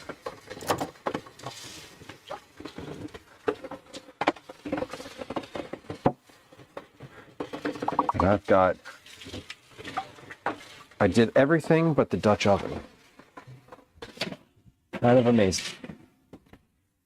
You know what? I'm gonna wipe that Dutch oven out right now though while we're looking at the star here. Give this one a scrub. And we did it. Oh, no, we didn't do it. We got one more dish. There it is. Okay, I'm done. I finished the dishes. Hold on, I gotta rinse this off. Don't start a new one. It's gonna start. No, don't do it. No.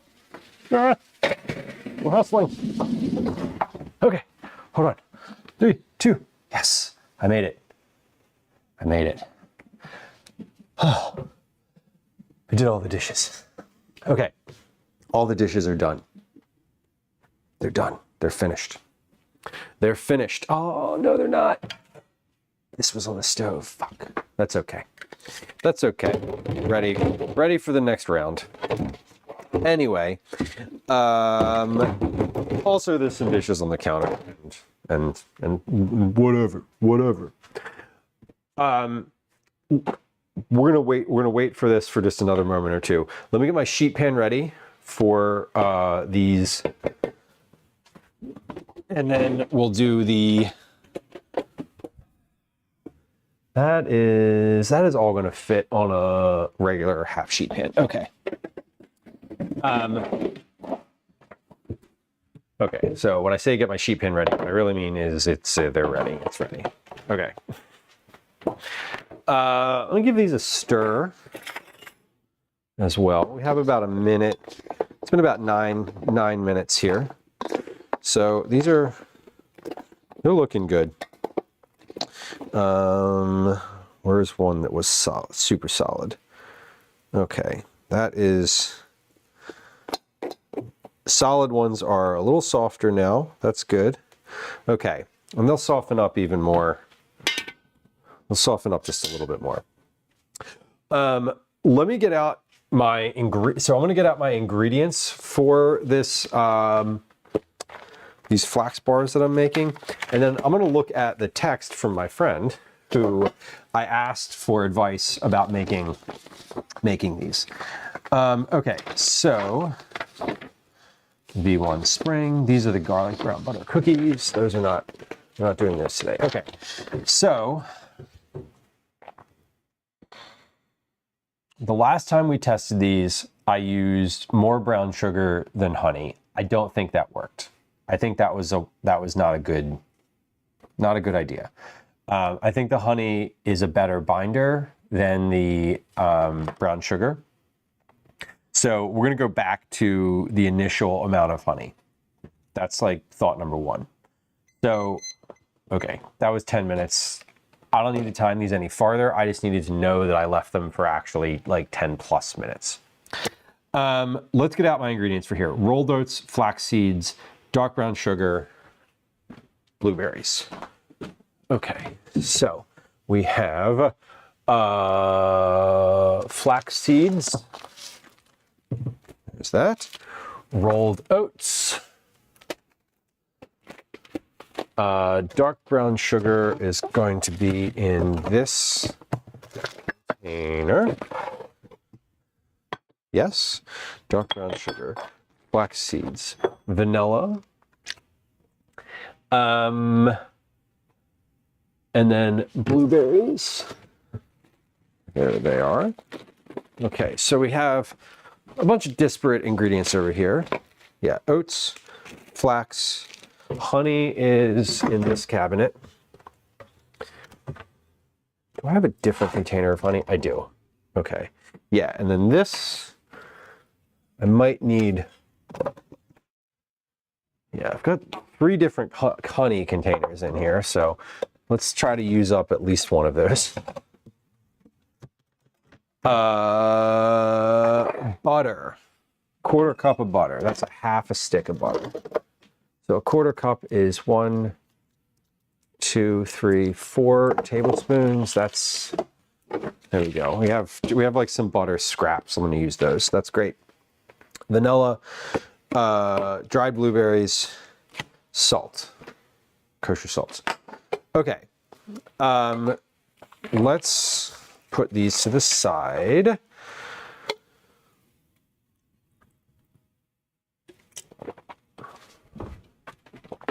And I'm gonna put these croutons in the oven now. Because they've been at least 10 minutes, which was my goal. So I'm gonna put these in. They have soaked up all of the oil from the bottom of the bowl, which is wonderful. That was what I wanted. There is a ton of oil and fat in here. So this is ready to go. I want to put these in a single layer, or as much of a single layer as possible. I actually don't mind if these are not, if there's a couple that are just kind of piled on top. The closer these are together, like when you cook vegetables and they're too close together, they steam. Because some of these pieces of bread are pretty stale, if they get softer just based on like steaminess and being near each other, I think that's okay. I'm not like, I wouldn't hate it. Okay, this is good to go. Put this in the sink. And then, let me give this a spray. There we go. Okay. Oven is on. Oven is at, let's turn the oven down to 425 actually. I forget what temperature I usually bake these at. It's more than 400 and it's no more than 450. So we're going to split the difference and say 425. That'll be fine. Okay, I'm going to pop these in and then, whoop, hold on. As I was doing the dishes, I put the Dutch oven in here and the sheet pan. Y'all, do you dry with your sheet pans? Do you just let them air dry? I put mine in the oven, especially if the oven was on, because, pause, stop talking or else you'll forget to set a timer.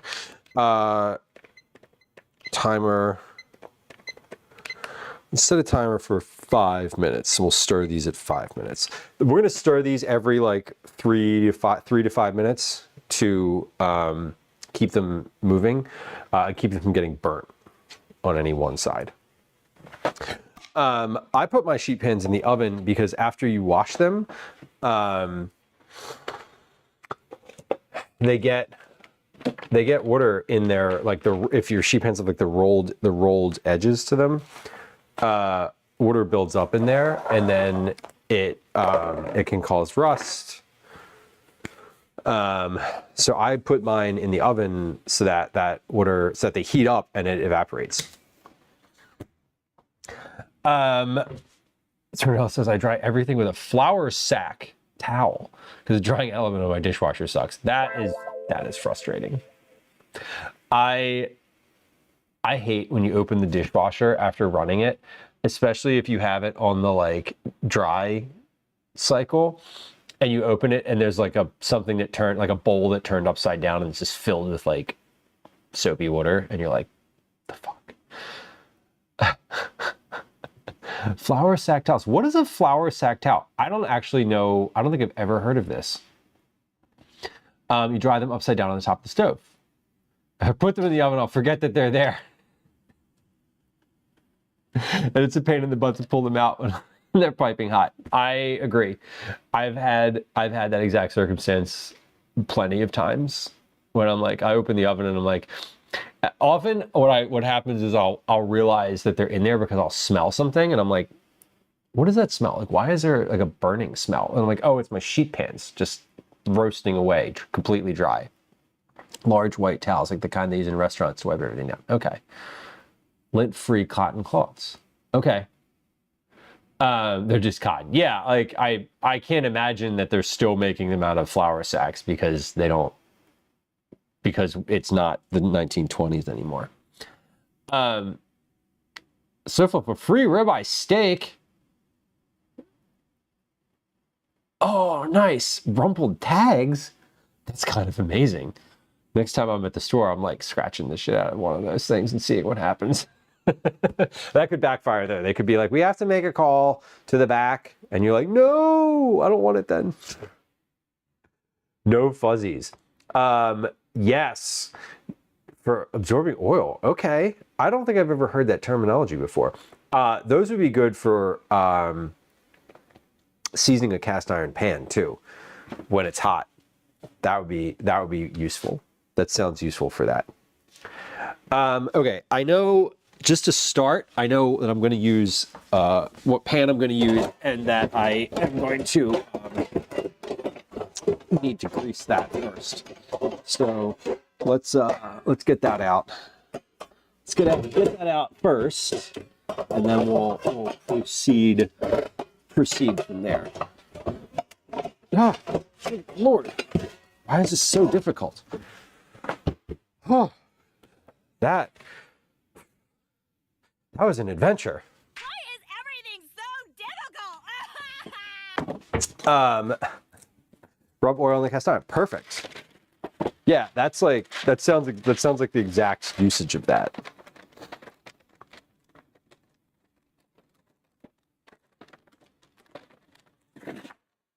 Replace them when they rip up and fall apart. That makes sense. I have I used to save my towels and like not use the good ones, and now I'm much more like, I don't care anymore. If it's in the house and it's a dish towel, it's getting used, and when it's crappy, it's gone.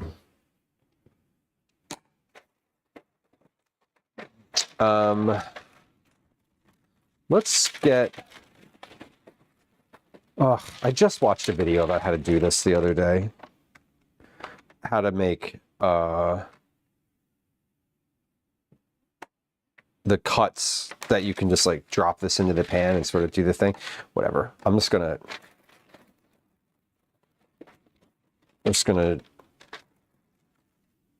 do this. I'm gonna do this like I usually do it.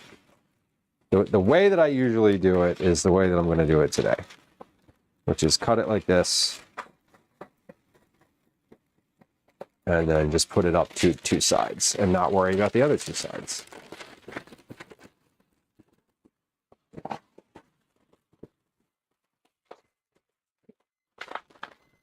The not using paper towels is huge. I hate like ripping off paper towels for like all the little things. I definitely converted to using towels for a lot. I think the only thing I use paper towels for is occasionally like cleaning, because I don't replace the towels very often, so I don't like to use cleaning products on the same towels that I'm using for like the kitchen for like food stuff. That's really it for me, is like I'll use a paper towel to like wipe the counter off. Timer just went off, so we need to stir these. Just stir these croutons. I don't know how long these are going to cook for, generally speaking. So I'm kind of, we're gonna put these in for like 5 minutes at a time, and just continuously, we're gonna evaluate these every 5 minutes. Like, they're quite greasy, which is nice. That's the goal. Eventually they'll just get solid and start getting burnt on the outside and on the edges.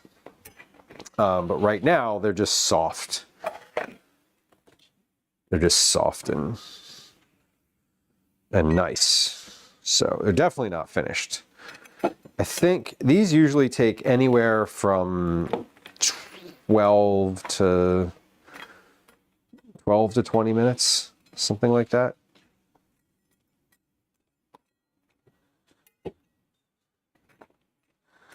I actually there's a recipe in one of my cookbooks that I've used for these before that gives like a specific oven temperature and time and all that, and now I'm just kind of winging it. These days I just kind of wing it, and sometimes I forget to set the timer and they just burn, and then you charge it to the game. Drying meat, yeah, that's a good thing to just use a disposable for. I'm with you on that one. Let me wash my hands. Yeah, anything meat related, meat and cleaning products, you're right. Everything else I'll use a towel for. Like if it's wiping up spills on the floor, or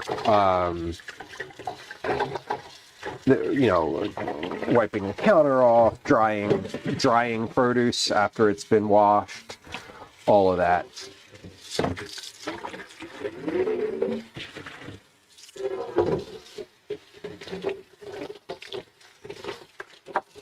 Alrighty.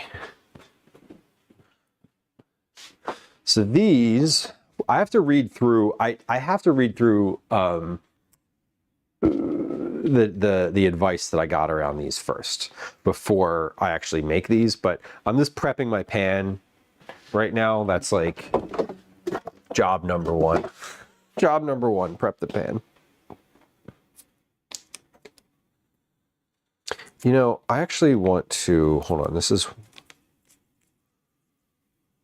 1, 2. Because I'm using I'm trying to write a recipe for this. I am going to cut up a fresh piece of butter for this. Instead of using these like ends here. Like, it would be more efficient to use the ends, but I also want to make sure that I'm using an amount that I can replicate. And this piece is not a single, is not completely square.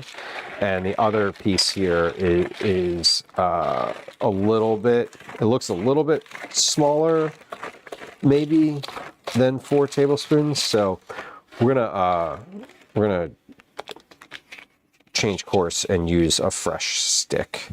And we'll just cut a fresh stick. So I'm greasing the pan with a little bit of butter on the bottom. That's it. No flour in here. No flour.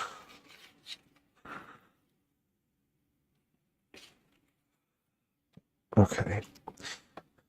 That is not enough to save. That was a very small nub of butter. If Daisy had not eaten and broken my butter bell this week, I would have saved it. But I didn't. Fudge Darling, welcome in. Hello. Meat and cleaning at the glove and paper towel treatment. Exactly. Clorox wipes are great. I keep the disinfectant wipes on the counter. Chapstick Queen, hello. Beth, welcome in. B. Connolly, welcome in. Hello. Good to see y'all. Happy Thursday. Happy Friday Junior for all of y'all who celebrate. Tornarella, we had a butter bell. It was very short-lived. I think I had it for 2 or 3 months here. And then this week, my working theory is that the cats and Daisy teamed up to make to give Daisy a little snack. I think they because Daisy's past her like counter grazing stage, right? She's no longer in the mode of like getting up on the counter and seeing what's around and available. But the cats are, and they. What does this call for? A 1/4 cup of butter. That is 4 tablespoons. Okay, so we're going to cut, again, we're just going to cut a fresh chunk of butter. So I came home, well, rather Gwen came home, and the butter bell was on Daisy's bed, broken. And I had just refilled it and changed the water in it like that morning. And I think that I maybe had left a little bit of like there's probably like a little bit of butter on the outside of it, and because I had it sitting all the way on the counter here, and it doesn't smell like it that's part of the thing is like there's no scent, you know. So I'm pretty sure that I just let a little bit of butter remain on the outside. Like I didn't wipe it off enough.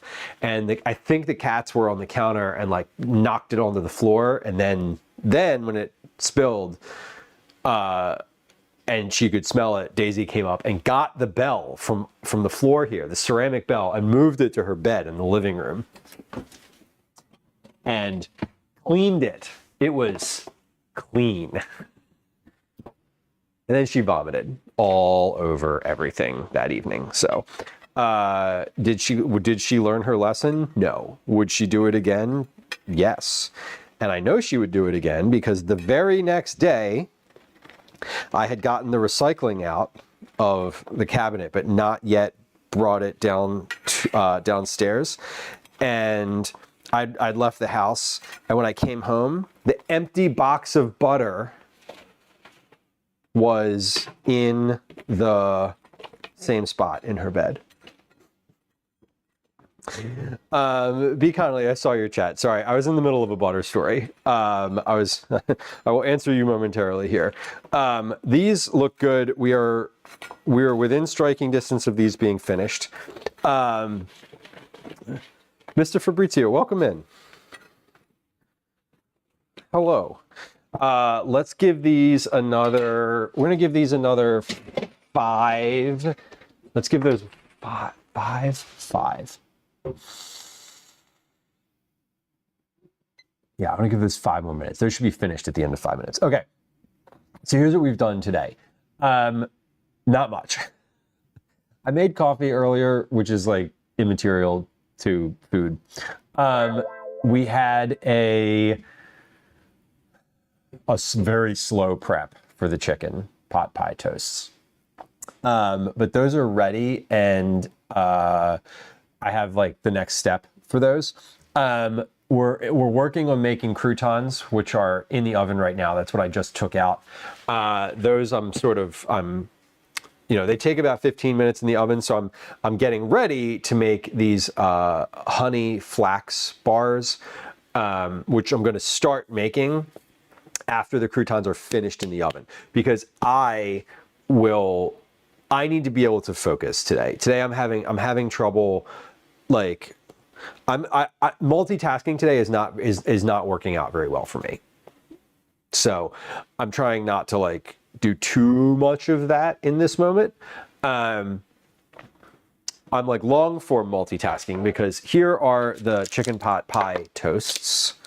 They are ready. They're finished. These are cooked and ready. I would have served these already if these were for today. They're not. What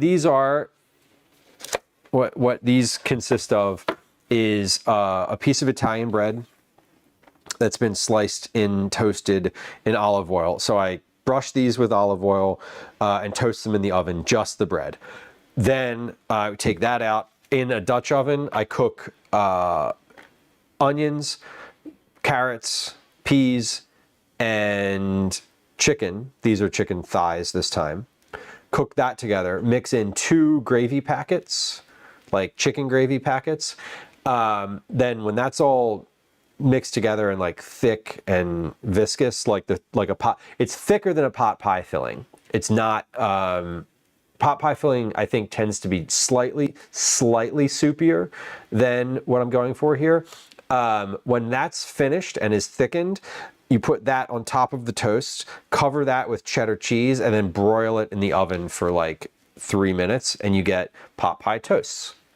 These, I would generally just cut these in half and serve them as they are, hot out of the oven. I have... I'm making these for a solstice feast for my kids' school tomorrow.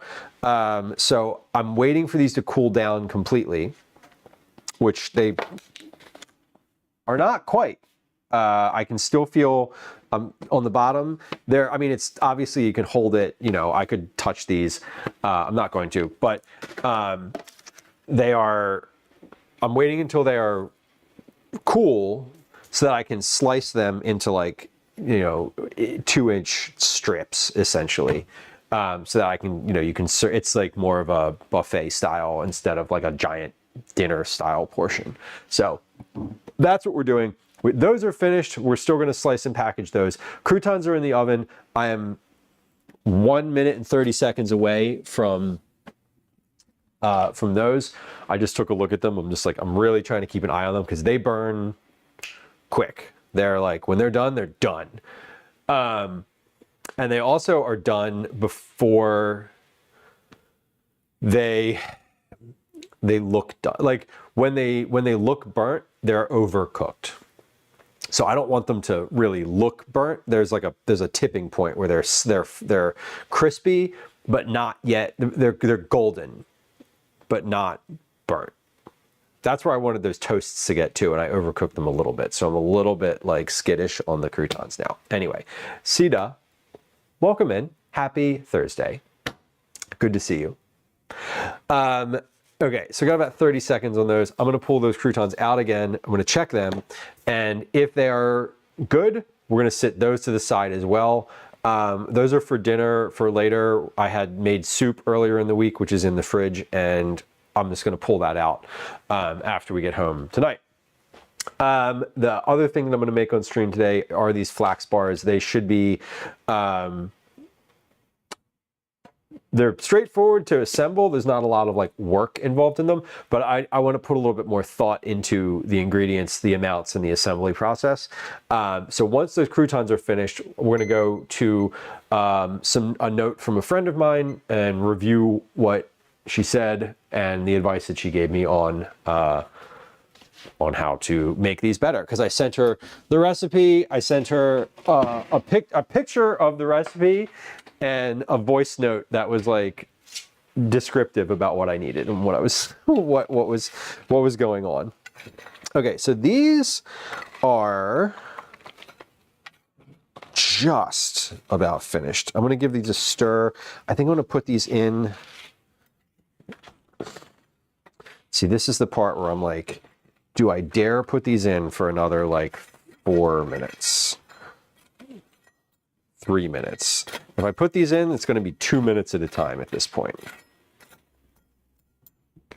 I'm going to let this cool for a second. Let me find one that was definitely a like super solid piece from earlier. This one was more, some of these pieces were more stale when I put them in than others. Yeah, this one. Okay. So I'm gonna try. Hold on. Where's my microphone? My microphone is usually on the side of my hat, and when I chew, it's like aggressive. So like, I remembered. We're learning. We're growing.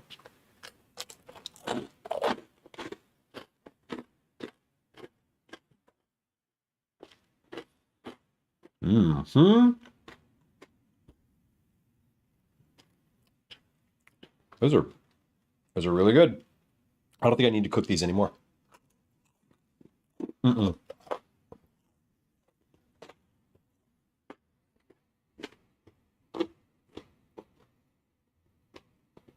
Okay. Those are great. And try one that was soft initially. One of the pieces of bread. So I had different breads in here. These are all from a bag in the freezer, so there's like multiple different types of bread, as well as different stages of stale. So,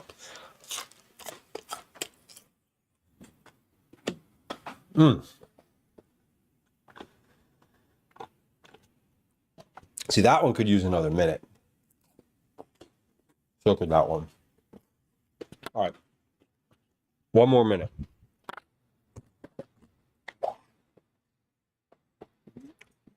I'm gonna toss a little bit more salt on top of these.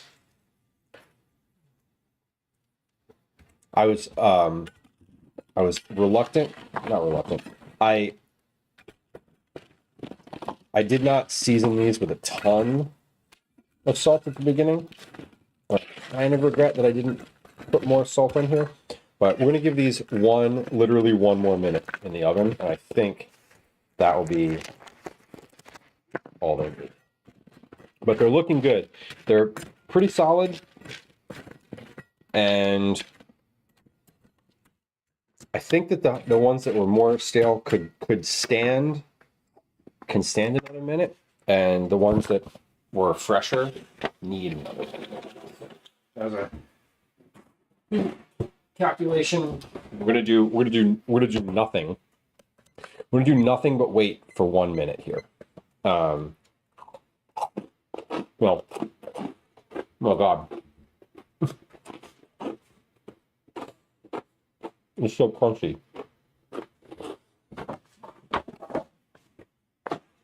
No, I'm gonna get a cooling rack out.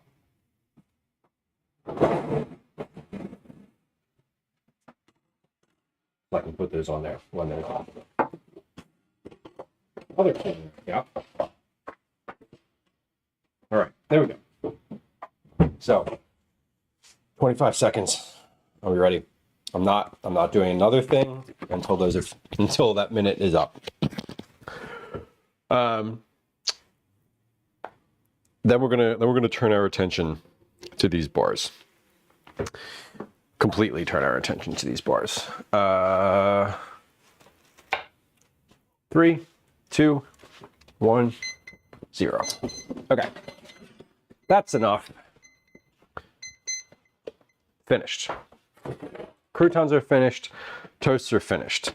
For these flax bars, oven is at 350. Let me turn that back down. 350.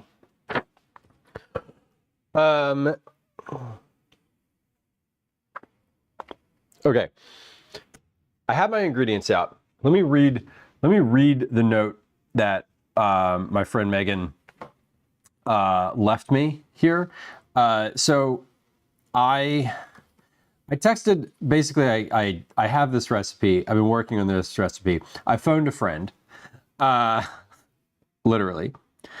And what did she say? Okay. Her response.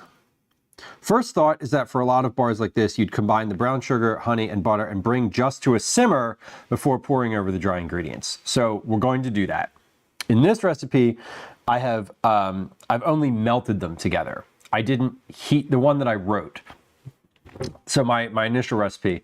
So we're gonna and simmer. Okay, so I'm making some notes here. She also said, I also think your ratio is a little off. Like, I know that you want to use rolled oats, but just a handful of reference recipes are using as much as 2.5 cups of oats to similar amounts of sugar and honey. Also, a bit more butter. So she sent me some additional references. There was one that says 2.5 cups of oats, a half a cup of seeds, half a cup of dried fruit, and then butter was a half a cup, which is double what I have in here. So that's a note. This other reference recipe she sent me calls for 250 grams of unsalted butter. 250 grams is almost a cup of butter, isn't it? Yeah. 250 grams is more than a cup of butter. How much? Oh, and it also goes for 350 grams of rolled oats. Okay, so it's like it's more. So more oats, more butter. 4 tablespoons of honey. This one calls for 5 tablespoons of golden syrup, which is similar to honey. Mixed nuts, mixed dried fruit. Okay. So here's what we're gonna do. I'm gonna add more oats and more butter. Because what I'm struggling with this recipe is the taste is there. They taste great. The way that I've made them, I have cooked them. I think I overcooked them on the first batch, and they were solid, but they were like solid, which is not the goal. The next batch, I reduced the amount of honey and I think I undercooked them. So they quite literally fell apart. I just made granola. Like they held together, but barely. So with the butter, if I add more butter, when that dries, when it cools, it solidifies again. So that will help hold things together. I'm going to go back to my original amount of honey to sugar ratio.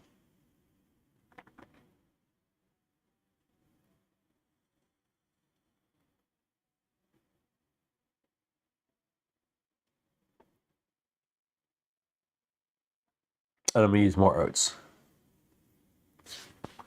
Okay. Flaky, didn't hold.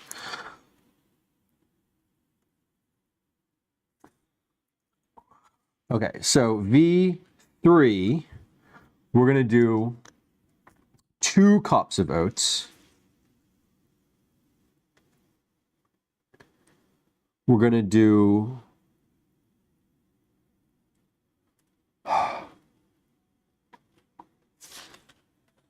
let's do 6 tablespoons of honey.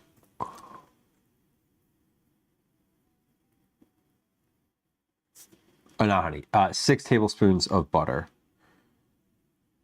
So we're taking half of the butter. We're not doubling the butter, so I'm not putting a half a cup. I'm doing just 6 tablespoons.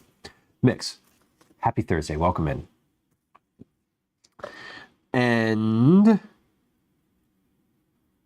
yeah, 2 cups of oats, 2 cups, 6 tablespoons of butter.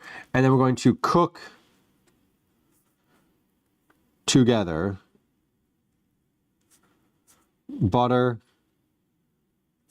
sugar, and honey until simmering. Okay, so we're gonna cook. We're gonna do a little bit more cooking. Recently, the other times I've made this, I just heated them up to the point where they were just incorporated, but not simmering. So we're gonna take them past that point a little bit and try it that way. And we'll see how it goes. And this is just I'm testing. I'm backing off on. I'm reluctant to add as much oats as the one recipe calls for because it's also calling for less mixed seeds, and I'm adding, like, I want these to be really flaxen, flaxen. I want these to be really flax heavy, for lack of a better term. They are supposed to be flax bars, not oat bars with flax. So I want the ratio of oats and flax to be weighed. There's always going to be more oats. But I think I want the ratio to be a little bit different. Yeah, so my friend Megan said, combine the brown sugar, honey, and butter and bring just to a simmer before pouring over the dry ingredients. Mix, why would you not add the honey? I'm curious. I'm curious. I'm gonna add it. I'm gonna add them all together. Noted. I'm gonna add them all together because this is like I asked this person specifically for advice, and I wanna follow it, because if I follow it and it works, then I want to be like, thank you for the advice. And if not, I want to be able to give that. I want to be able to give that feedback. It tastes more like honey. That's valid. Heating it breaks it down in wacky ways. I think I'm not trying to cook it for very long. I think basically I've only heated it to the point where it's like warm and everything's mixed together. I'm bringing it just past that, but I'm not going to leave it there. Because she did say just to a simmer. So we're gonna honor the just to a simmer aspect of this. For sure. Okay, let's get my ingredients. I'm gonna get my dry ingredients together in here. So I want 2 cups of oats. which is 2 cups of oats is let's see. Let's get out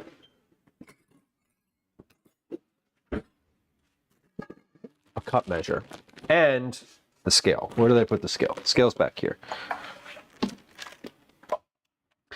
Yeah, who was it? Someone, I remember at one point where I was cooking and I was heating honey, and someone in chat, I don't think it was anybody who's here currently, was like, don't add the honey right away. It like ruins the nutritional properties. And I was making caramel corn. And I remember just being like, I'm making caramel popcorn. I don't care about the nutritional property. That's not germane to this conversation. So we're gonna do 2 cups of oats. That was 97 grams. I don't remember who it was, SoFluff. I feel like I clipped it. I know I clipped it. So there's a clip that the title like honey caramel is something there. Okay, 2 cups of oats is 206 grams. What does this say? A half a cup is 48 of these old-fashioned rolled oats. So we do 48 times 4, just for posterity, 192. Yeah, we're right around there. Okay. I'm just using these same oats that I've used before. It was a new person. Yeah, and I remember I was like, why would you not do that? And they're like, well, it ruins the nutrition. And I just remember being like, I do not give a shit about the nutrition. I'm making caramel corn. Not an issue that I'm concerned about. 3/4 cup of flax seeds. Honey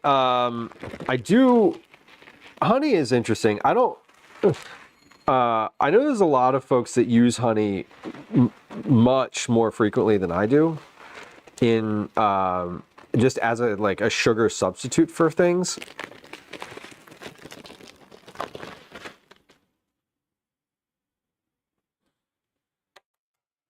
Yeah, 3/4 cup. Okay, that should be about 125 grams.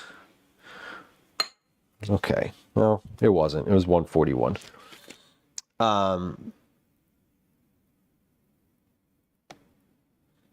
But let's note that, because the last time I did this, I did 125 grams of flax seeds. So it was probably also, I was probably measuring a 1/4 cups instead of using the 3/4 cup line on here. So slight difference.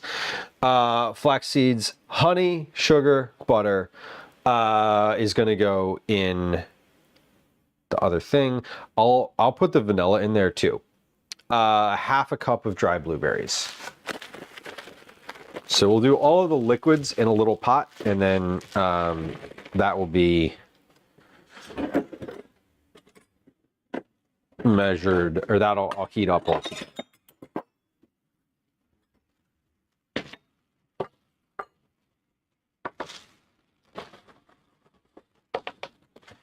Half a cup of dried blueberries. 68 grams. It was 65 last time, so no need for notes there. We're within 1 berry of the previous weight, so not concerned. Okay, let's move these. I'll move these back to the cabinet so that I'm not looking at them. And I also part of what I'm trying to do here. So again, I know I've said this on stream. I've talked about this recipe a couple times. But the reason I'm trying to replicate a dessert. I don't even know what you would call these bars. I'm trying to replicate a snack bar, a treat that I used to get at a coffee shop I went to regularly in Rhode Island 15 plus years ago. And and I did not find any recipes online that were that had the same ingredients, basically the same like that I remember. So I initially with this had taken a few reference recipes and skewed them for like granola bars and some snack bar stuff, and wrote an initial pass at this. I tested them back in the springtime, like just once, and they turned out okay. They weren't great.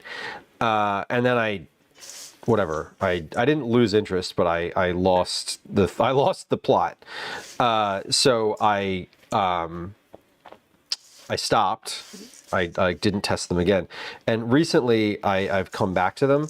Part of what I'm really trying to go for here is I want to make these as a Christmas present. My mom really liked these, and she really liked them, and she can eat them. And I was like, oh, those would make a good Christmas present. And I kind of came back. So I came back around to it. And now I'm like, okay, if I can just get this done, if I can just get this recipe done, I can give her some of these bars and also give her the recipe for them. That's the goal. The goal is to be able to be like, here's how you make those things that you really liked. I like backfilled the information. A dozen peppermint brownies. I would love that. You can give me, food is the best gift. I'm thrilled with food as a gift. Okay, so into a pot we're going to put a few ingredients. We're going to put half a cup of dark brown sugar.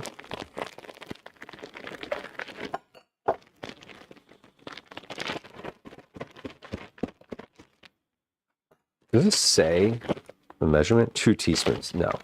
Who the fuck would just use 2 teaspoons of brown sugar? What?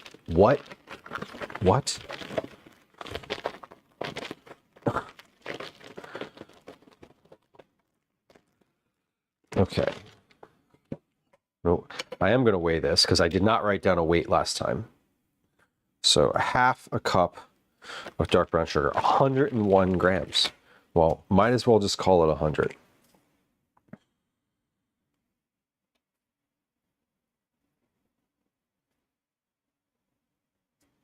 I am going to actually put 101 though, because that's what it is. Cook together the butter. So the butter, like I said, we're going to use 6 tablespoons of butter this time.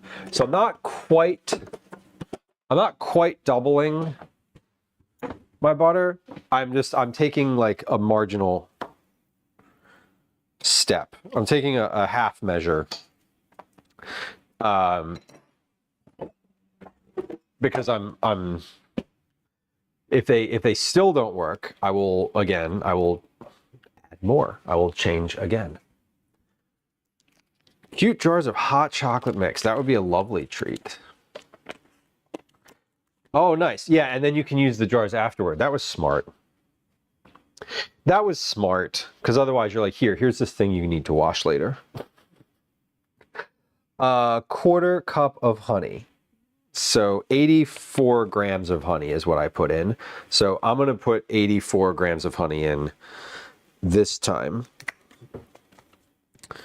I'm just going to go with the weight because I had weighed it last time, and so I know that that's the weight. Okay. Good.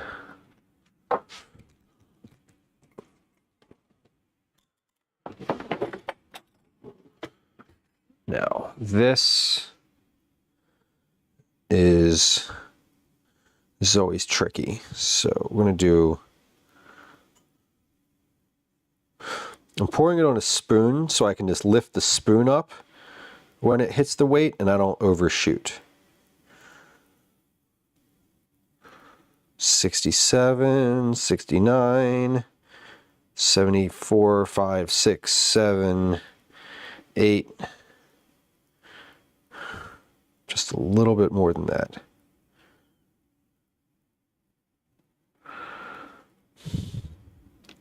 $80, $81, $82, $83, $84 grams. Okay, and then the rest we just let drip into the honey. Just let that sit on the counter like that. Okay, 84 grams. Hands are very sticky now.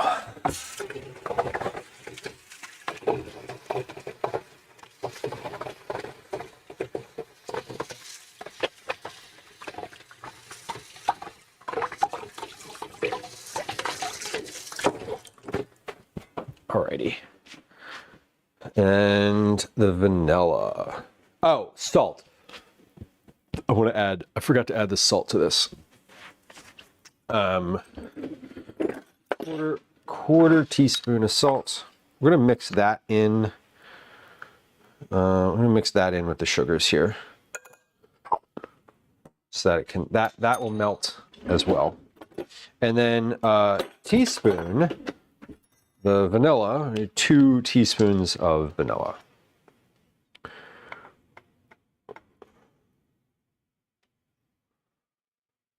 One, 2. Okay. So we have our wet ingredients, we have our dry ingredients, we have our prepared pan. We are about ready to go.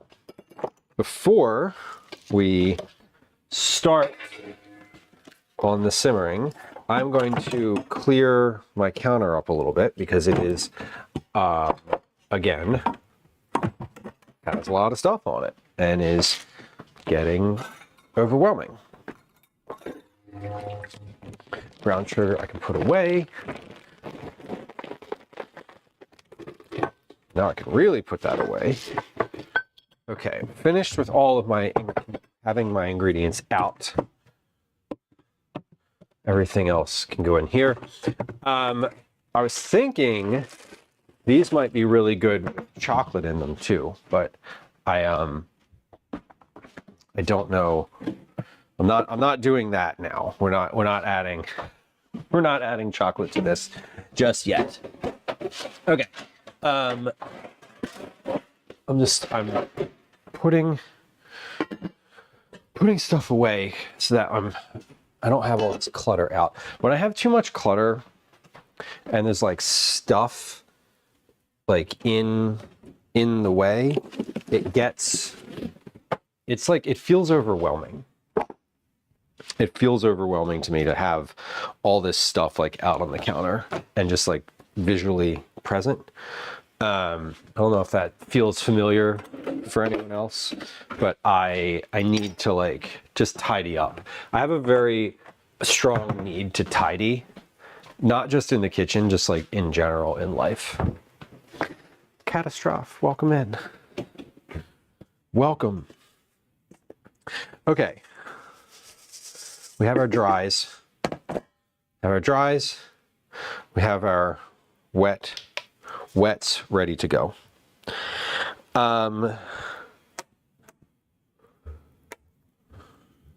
Melt these in a saucepan. Fold these. So after we melt these, we fold them in. Then we put them in this prepared pan, and we're ready to go. I'm just calling so many times, like my face is broken. Like I can't open it. He called you that many? Just showing this and I can't collect. He's probably just, maybe he's pocket dialing you. No, he's. You want me to get no? He has a headache. I'm like, Oh. just come. Yeah. You can't take the Motrin until you're home.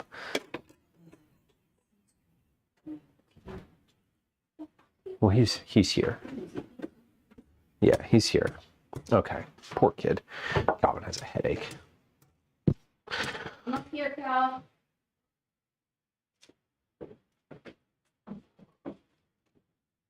Hey, Hello. have a headache, huh? Okay. Why don't you take some, hey, Motrin, water, lie down. dark room, close your eyes, okay? I'll take you to that concert tonight if you want to go later, if you're feeling up for it, okay? Okay. Let's get this on the stove and we're gonna simmer here.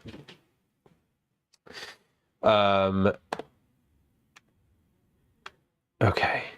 It reminded me of the Midol. Oh my god. That was not great. It was intentional. It was taken well, but okay. We're gonna mix this. So we have sugar and honey and butter, vanilla, and salt. That is what's in here. Oh, I want to note that I put the salts in here. And I also want to note that this is salted butter. Okay, that's important. That clip. Oh god. Yeah, just search the clips for Midol. It'll come up.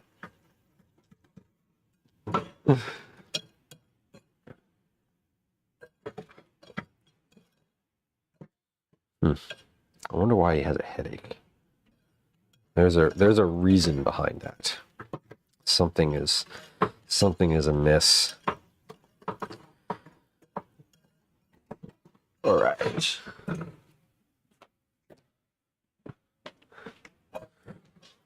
We'll work in here. Let's get this to... Once the butter's melted, it shouldn't take long to get to a simmer.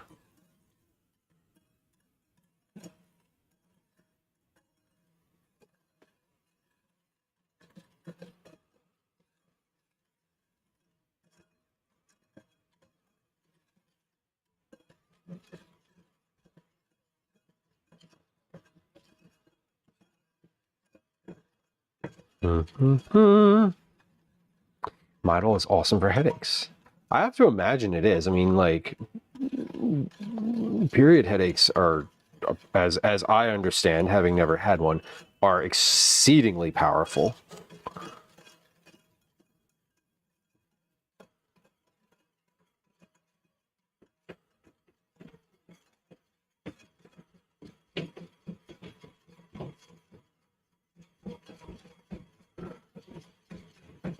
What happens if a man takes Midol?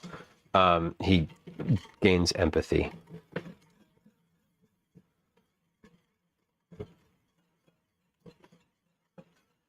Ooh, maybe mix. Yeah, the weather is definitely a huge factor. Sometimes I'm guessing that this, like, it same here today. It went from -2 to 10. So it might be something like that. This is the point where I stopped before. So this is exactly where I'd left it previously. So we're gonna take this a little past this point.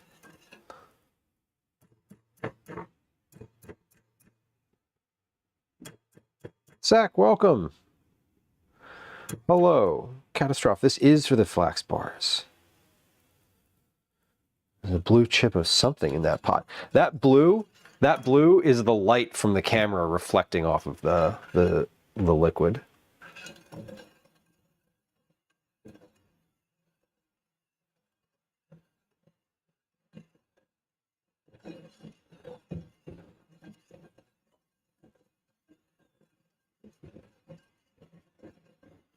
There we go.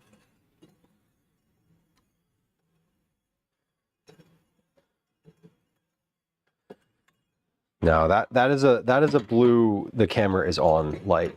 As I looked over, I can see it. Like if I move my hand, you can't see it now.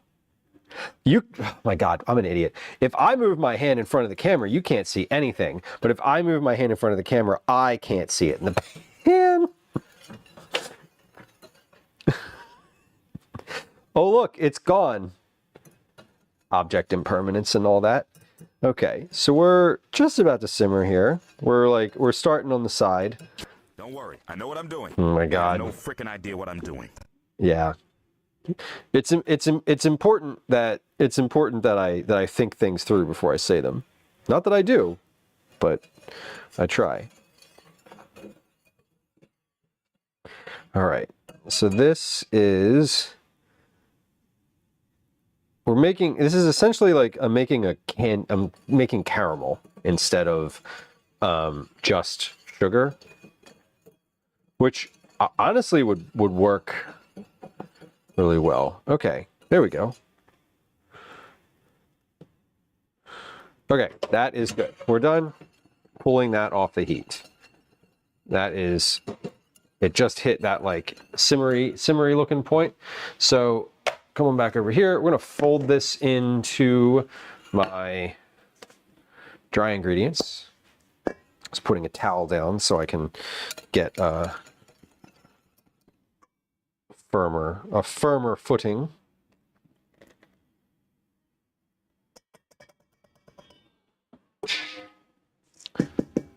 All right, and scrape.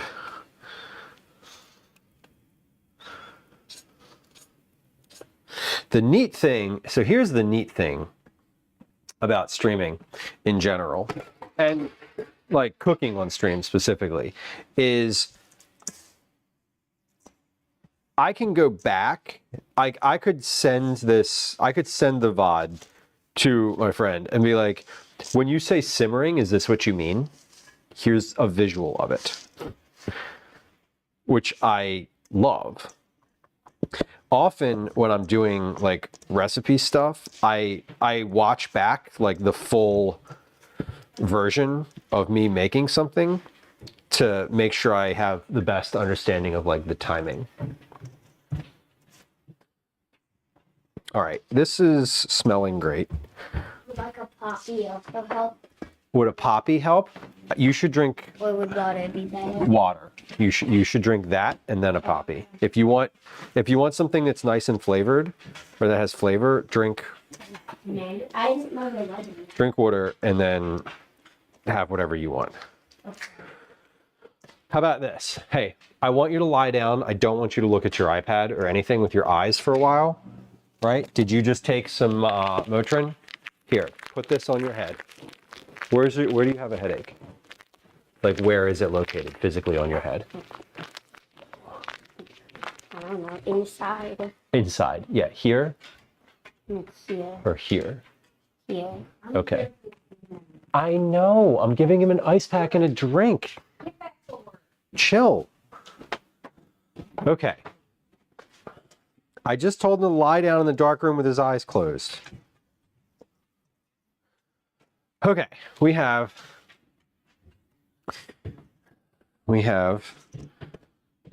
our mix here. This is good. Yeah, Gwen's like upstairs. She just gave him some Motrin, and he has a headache. I just want to make sure he doesn't get onto his iPad and start playing games. I want to make sure he closes his eyes for a few minutes and lets the Motrin take effect. That's my dad advice. Get off the screen. Stay off the screen. Phoenix, it would be weird if the headache was on the outside. And y'all couldn't see that interaction, but I was talking about, like, is it on your temples? Is it behind your eyes? That kind of thing. All right, so we're just pressing this into the pan now. And this cooks for about 15 minutes. Last time I cooked this, I would say I undercooked it. The first time I did it, I cooked it for like 20 some minutes, which was too much. Let him on the iPad to watch me. No, he does sometimes. It's kind of funny. He'll be like, I was watching your stream. And I'm like, okay, you could have just come downstairs and sat here and interacted. But do you, whatever you feeling like. Okay, here they are. Just looking very much like this looks like what I want them to look like. We'll see how they are in the oven. Bake, it says. Short for chewy, long for crunchy. I wrote 15 minutes. So let's put these in here. I put them in for 14 minutes last time. We're gonna put them in for, I wrote 15 before. I'm gonna put them in for 16 minutes. That's my sort of middle ground. So we're gonna pop these in. I'm not gonna open the oven or touch them for 16 minutes. Go. Timer's running. Okay. We're good. We're good. That is, it's going to be a challenge not to touch them. I can look at them, but only through the oven door. And they're not exciting like cake or cookies. They're going to look exactly like they do now when they come out. A little bit browner, more golden, hopefully. I mean, they'll definitely be more golden when they come out, but we'll see how they are. Gonna need that again. Okay, so bake 16 at 350. 350. I can't do anything else. I mean, I'm gonna do some stuff in the next 15 minutes. What I mean is I can't do anything else to help these be good or not. It's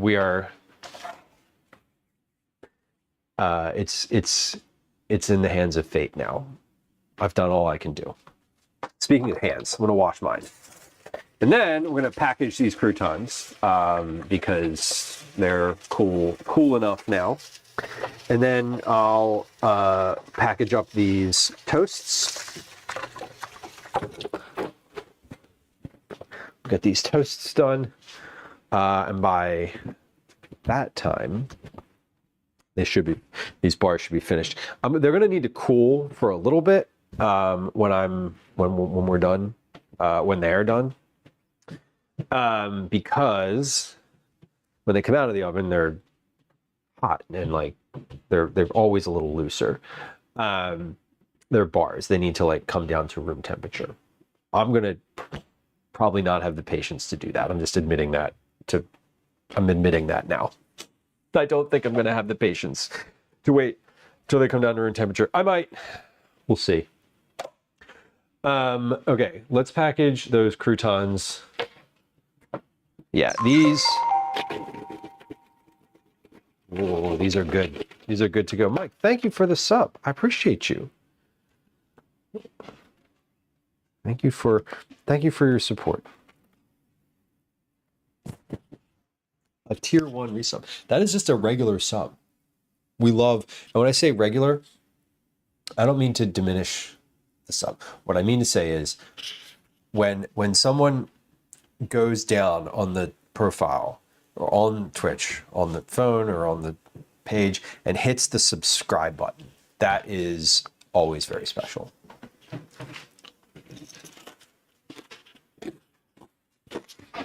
We love a gifted sub. We love a Prime sub. But the ones where someone hits the subscribe button are amazing. Thank you. Okay, let's package these. Big container. There we go.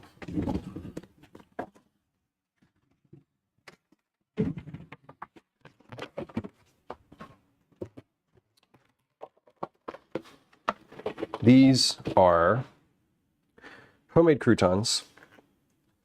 I actually cooked these to the level that I want them to be this time, insofar as they're like golden. They're a little bit browned on the outside, but they're not burnt. That like sweet spot of they're still chewy, they're firm but chewy, They're golden but not burnt. They're crispy but not too crunchy. And they will be great, like a big handful of these in a bowl of thick soup. Perfect.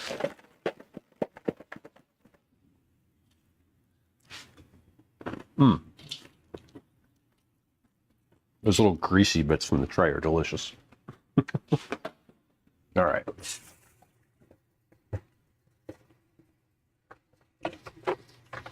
Now my hands are greasy too. This is why people wear gloves. This is why people wear gloves in the kitchen. The only one at work who can make croutons. There's a moment there. It's definitely a thing you have to like work at and sort of visually, because once they look like they're a little bit burnt, then they're done. Then they're too burnt. How long are you streaming until? We finished here probably in 30 minutes. 30 minutes. I was planning on ending no later than 5. So we can do the thing. What's your thought? My thought was if you're taking the car to the thing, then why don't you guys get the car and then leave from there to go to the thing? Okay. But I mean, that makes a lot of sense. We could do that. if they said we'll pick you up at 4:45 to 5, then Yeah. 5 has to move from streaming. So Yeah. If they come at 5, we can do that. they're gonna let me know anyway. Okay. Okay. That's fine. I mean, I'm not saying you have to do that. It's just like I know. It would make a lot of sense. Yeah, it would make sense if we both went over there and then left from there. Hopefully, if he feels better to do that at that point, then we could definitely do that. I will try to track for that.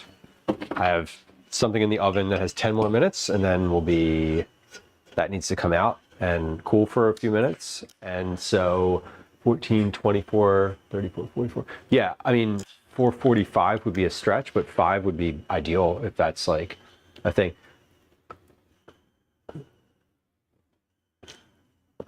Okay. Logistics. We have a car that is is getting some work today that needs to get picked up. We need to use that car roughly around between 5 and 5:15 to go somewhere. So trying to figure out how that all is going to work. Fun stuff, right? But let's package these right now while we're working and waiting for these bars to come along. So these, what I have on the counter here on the left.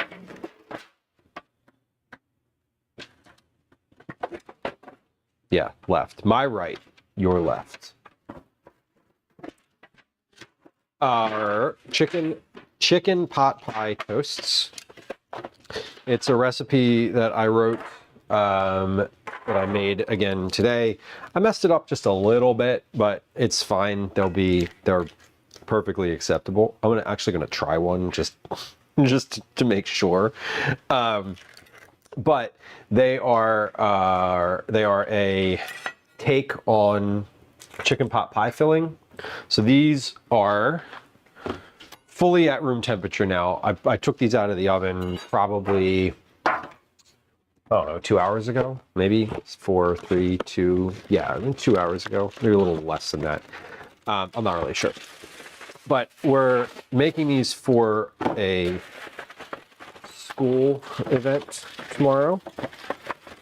My son's school has a solstice feast, and so I said that I would make some food for that.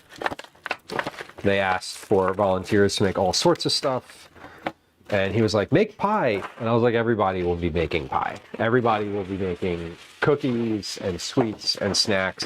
Why don't I make something that is not that. That's like a food. Also not a pasta. So these will be good because they can be eaten at room temperature. I mean, obviously they're better to be refrigerated, but everything here in here is cooked. So they are, I'll warm them up a little bit before taking them over. I'll take them over in a cooler bag, and then they will just get served whenever they're served, probably like 2 hours after they arrive at school. So,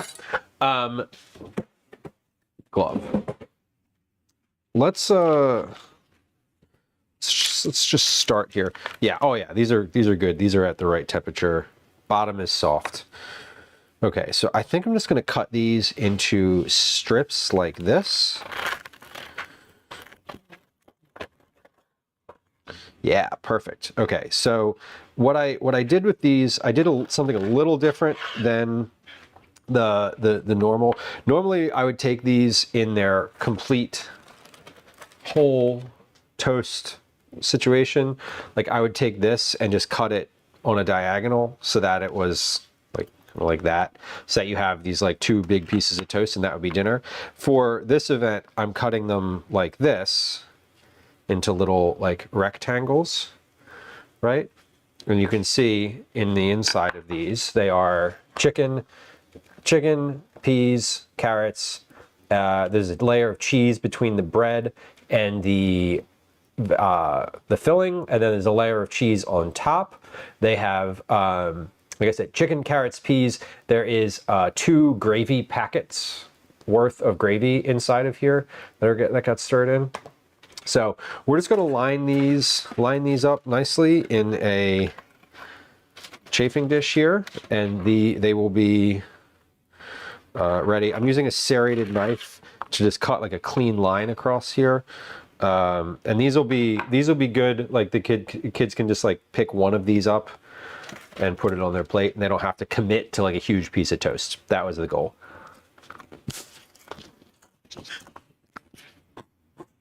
Jamie, welcome. Hello.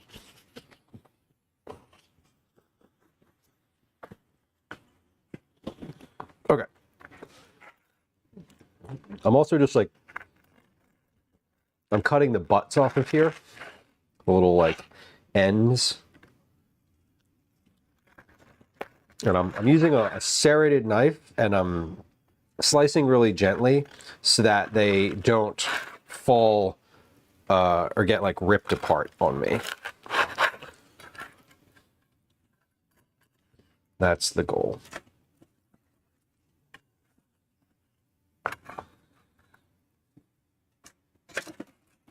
I'm not gonna lie, y'all. I'm kind of impressed with the way that these turned out and are holding together. It was a concern as to whether they would hold together at all, because sometimes I've made these and they have not been so sound in their consistency. But that's okay. I didn't rush these either. I let them cool all the way down to room temperature and sort of re-solidify. That was the goal. Was that if you cut them right away, the cheese is very melty and it's good. You know, they're meant to be eaten hot and like sort of immediately after cooking. But for my purpose, I don't want these to be, I don't want them to fall apart. They're very fall aparty if you eat them immediately, but like it's fine if you're eating them at home and you're eating them with a fork or whatever. These are a little bit different situation than that. Jamie, I hope the rest of your workday is good. The pantry dinner. I'm actually not doing a pantry dinner today. I had planned on doing a pantry dinner. However, I had not planned on taking Calvin to an event this evening, which I am now doing. So we're not doing pantry dinner today. Pantry dinner was going to be tortillas and some chicken, some like leftover fridge stuff, like basically like a tostada. I had planned on it, but I also am going to take Calvin to an event, an orchestra show tonight. So that's going to be what we're doing instead of dinner, because I'm not making dinner. We're not eating dinner at home, so I don't need to make anything. So unfortunately, the broccoli will remain in the refrigerator until tomorrow, and I know that he's going to be very disappointed. He's not going to be disappointed. Literally no one's going to be disappointed. Okay, now the question is, do I put 2 layers in this pan? Do I put a piece of parchment paper over top of this and put a second layer?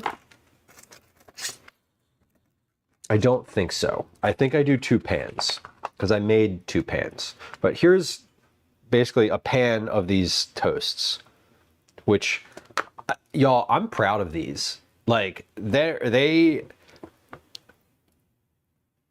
I'm like genuinely proud of these, because these are like, this is like a good, you know, it's toast, it's cheese, there's like chicken in here.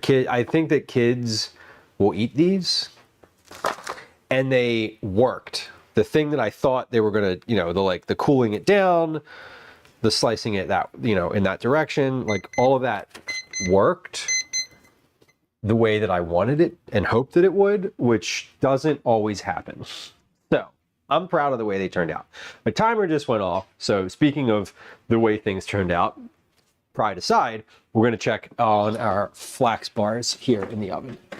Okay, these are, they're still kind of solid. A little bit, they're not quite brown around the edge yet. I'm going to give those 2 more minutes. I'm going to give 2 more minutes. Actually, let's give those 3 more minutes. What did I put them in at? 16. Okay, I'm going to give those 3 more minutes. 3 minutes might be too long, but I know that if I cook them too long, they will be solid. So I'm going to cook them slightly bit longer, and just see where they land. That's the goal. Mix. I felt clever about it, honestly. Like, sometimes I don't like to toot my own horn. I'm not a big like, hey, that was great, good job, me. But sometimes you have the, like, you know, I was thinking about what I could make for this thing, and like what a kid would eat. Like, I don't know. That's like, you know, you're presented with a whole bunch of food options. You grab one of these, right? Just one, and that's it. It's like ready to go. They don't, and I know from experience eating them cold out of the fridge at like midnight, that they do not need to be heated up to be delicious.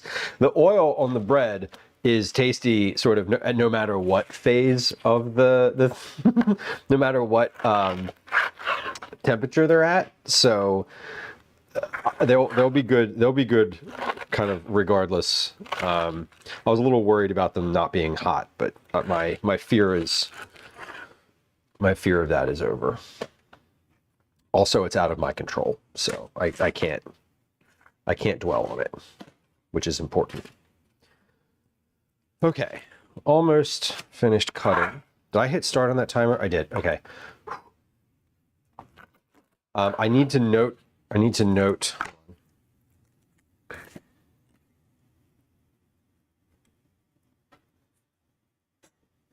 Okay.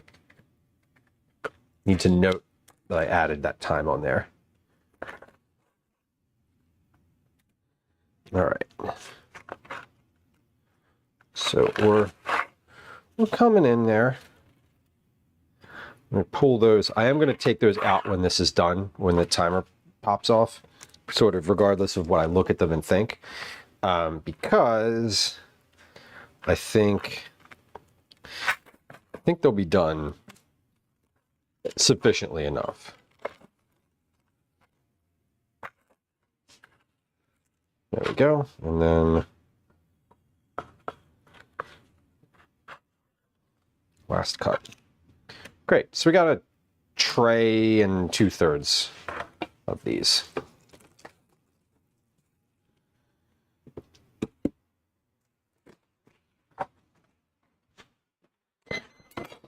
Okay, timer is popping. Let's grab those out of the oven. They're done. Whether or not they're finished, they're done in the oven. Yeah, okay. So here's what the color of these looks like now. They're a little bit browner. You can see brown around the edge here. How they're a little browned around where they're touching the pan or where the edges are. So I'm gonna let those cool off over on the counter here for just a few minutes. They look good, Mix. Like they looked good the last time, but like when I tried to pull them out of the pan, they were basically granola. So we'll see what happens this time. I think the caramelizing the sugars together, hopefully that helps a little bit. I don't think I needed to add anything else to that, like baking soda or anything. I think they were just kind of fine as it was.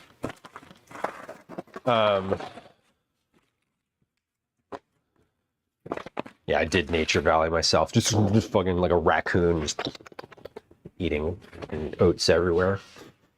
Awful.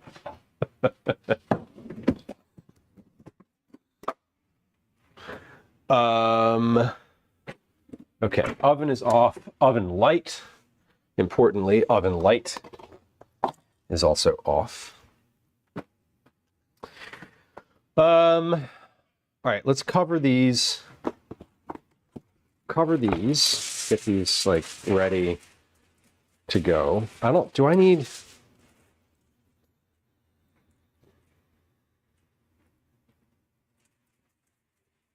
No, I'm gonna heat these up again tomorrow before sending them in. So I was thinking of putting plastic wrap over them, but I don't think I need to do that. I think you can just wrap them nice with this and put them in the fridge.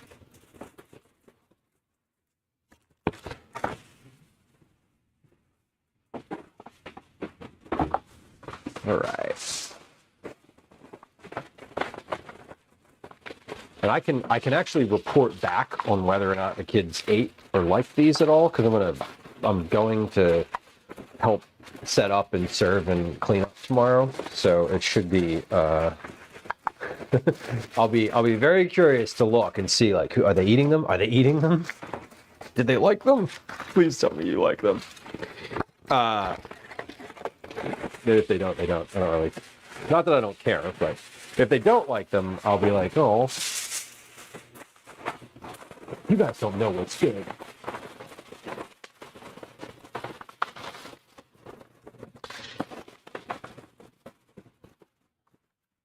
All right. And then the bits, these bits over here, the ends, we're keeping those. Those are going in the fridge. Those are snacks for me.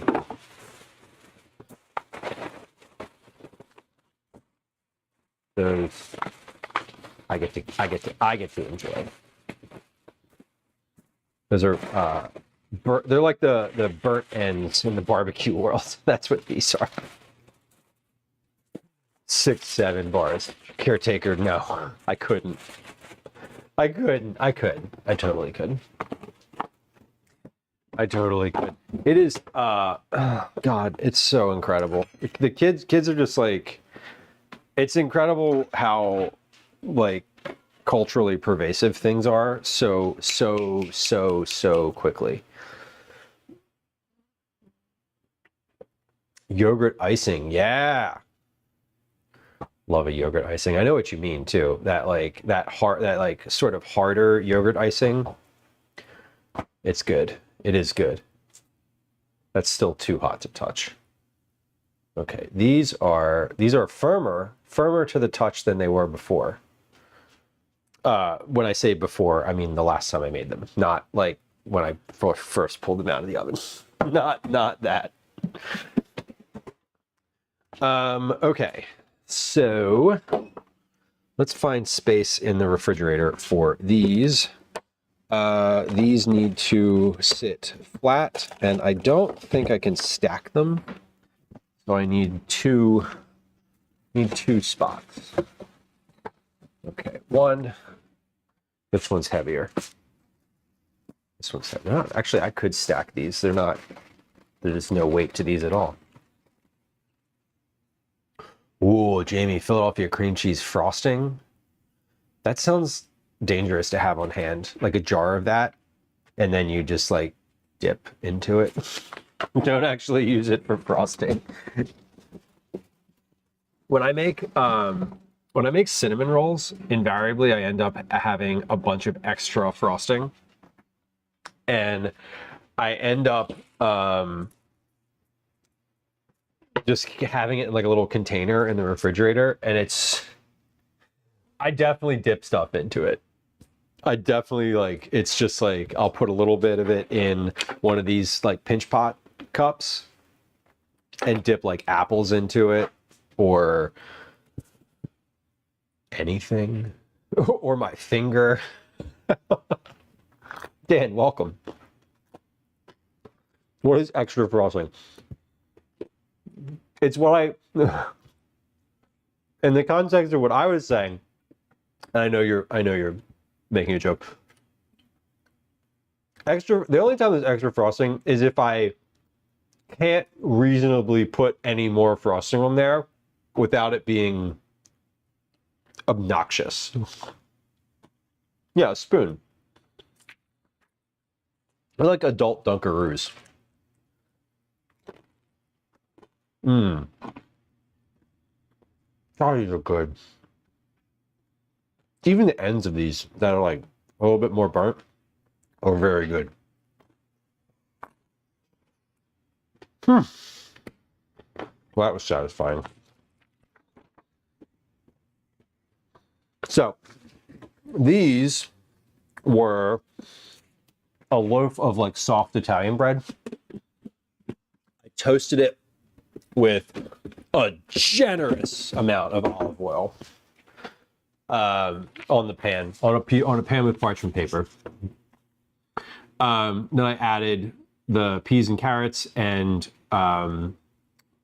chicken, onions, peas, carrots, chicken, and gravy packet to the Dutch oven, and then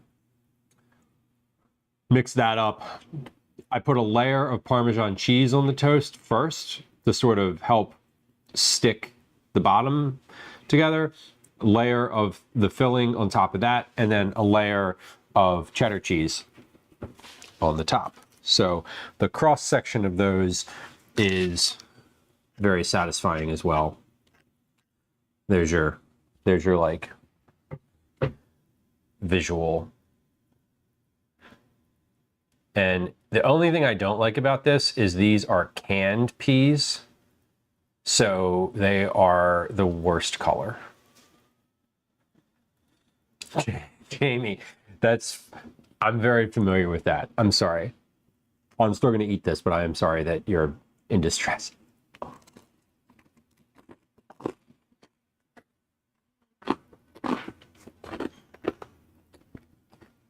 Yeah, it makes I think any bread that you can toast thickly would be great. You could even, I considered doing it on like baguette bread, because I could slice it into rounds and make like little rounds. But I thought that might be too much work. And I figured it would be too much work, and then the baguette itself is like really thick, or dense. Dense is the word I'm searching for. So it's really dense and not, it's not sort of Italian. The Italian bread is a nice mix of like dense but also soft. Because for me, what I think is important here is that the bread still has some of that like give to it. Like it's still bready underneath. Because one of the things with like pot pie when you're eating it is that like the crust is like how the crust underneath, after it's got all the liquid on it, is like chewy. It's doughy, but it's like really chewy. That is like, that's an important aspect of these.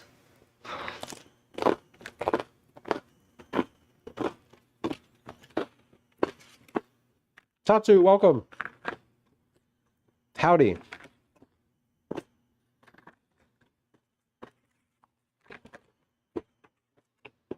Okay. So I'm trying, like, these aren't doughy, right? Like they're bread. These are definitely bread.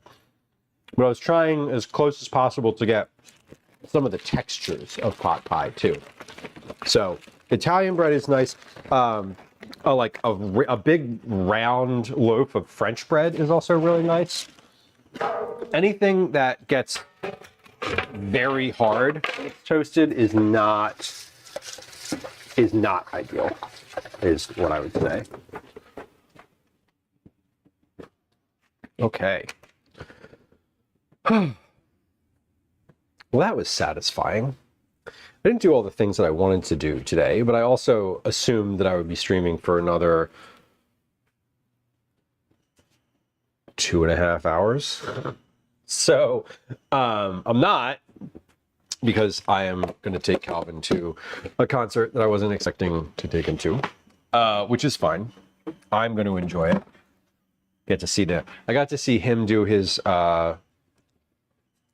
concert on Thursday of last, and the high schoolers are doing their concert tonight, and I think he'll be. And I think he'll enjoy it. He wanted to go, so I hope he still wants to go. He came home with a headache, but a couple things. I'm still like letting these cool a little bit. This is cool enough that I can touch the pan now. How we doing? You came for one of these? Yeah. A disembodied hand And one for Kevin. reaches for cookies. How's he feeling? I'm gonna go check on him. Okay. A little better? Okay. Good. A little better is good. Okay. These are... I'm going to try to... Here's what I'm going to do. I'm going to cut one out of here and maybe try to see what it's like. I do think these need to cool quite a bit more. Oh, yeah, that's still like too hot to touch on the bottom. So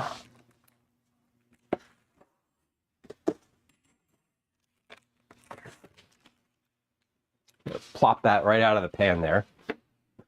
It'll cool a lot faster if it's not hanging out there.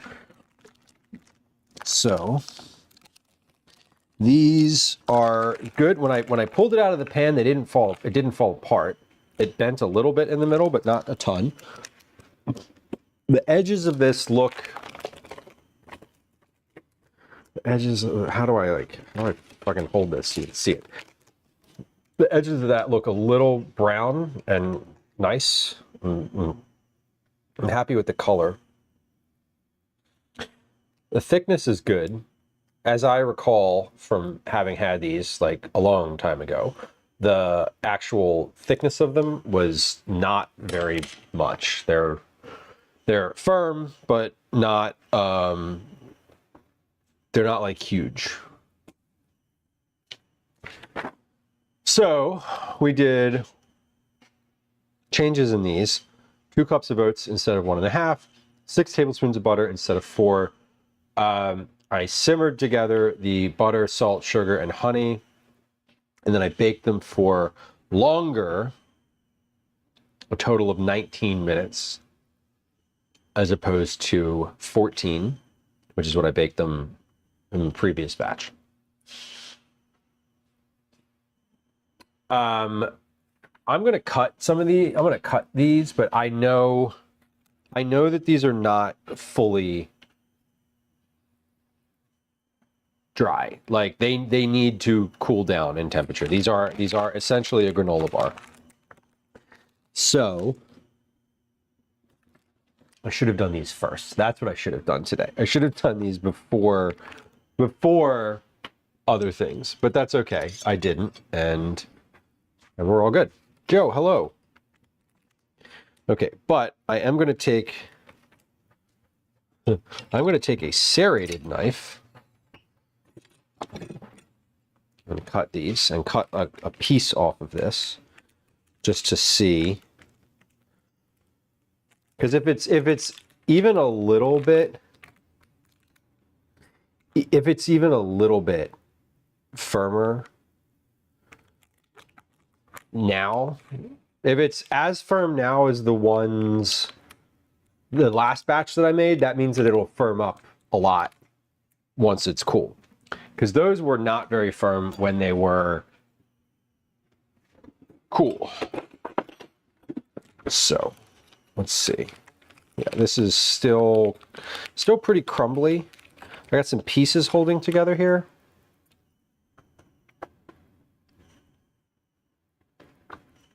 Again, the taste is there. Tatsu, not long. Not long at all. All right. These really do just need to cool down completely. Like I can't, just crumbled apart. And I want to reserve my judgment until these are room temperature, because they're still very warm. But they taste great though. And the best thing is that even if they fall apart, they're just granola. Like, it's not an issue. It's not an issue. It's not what I want, but it's not bad. It would be good in a mini muffin pan, actually. You could just like put them in the bottom of each one. That would be fun. Joe, I'm feeling great, actually. Today's been a good day. I'm feeling great today, actually. I did yoga this morning, and it like left me glowing all day. I don't usually do yoga for my morning, my workouts. It's sort of an in-between thing. But when I do, I love it. I wish every time I do it, I'm like, I should do this more, and then I just don't. And then I just go back to like the normal workout routine. Anyway, these are the cookies I made yesterday or Tuesday. By the way, they were like good on Tuesday, but much like the bars, they need to cool down to room temperature. I just want to show you how these turned out. They're now very like crispy and shortbready. And these were another thing that I could have cooked a little longer, but like I didn't. Still delicious. Okay. We did some good projects today. I was very happy with the sort of the general outcome of all of our stuff. Who am I? I'm just chewing directly in all of everyone's ear. Sorry.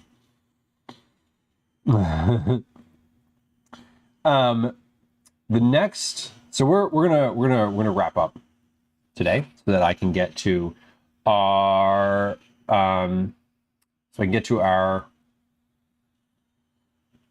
tonight, which I think I do think Calvin is going to. Or at least it seems like I hear footsteps up there. It sounds like he's getting ready. So I don't know. I hope so. And if not, it's okay.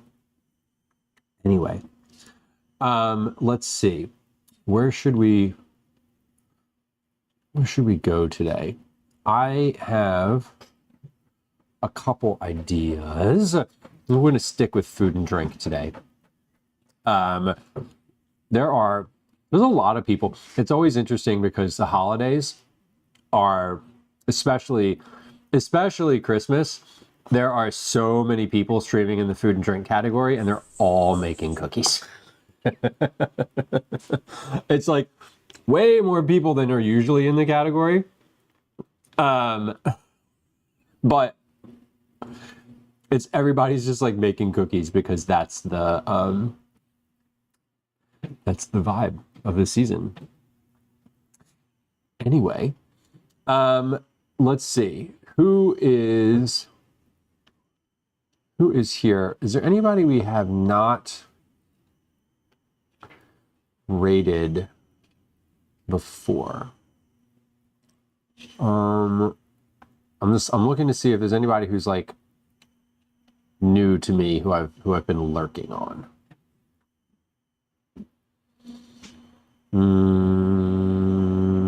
I think that we are going to raid Black Rose Pixie, who is, I believe, hold on, where are you? I just saw you.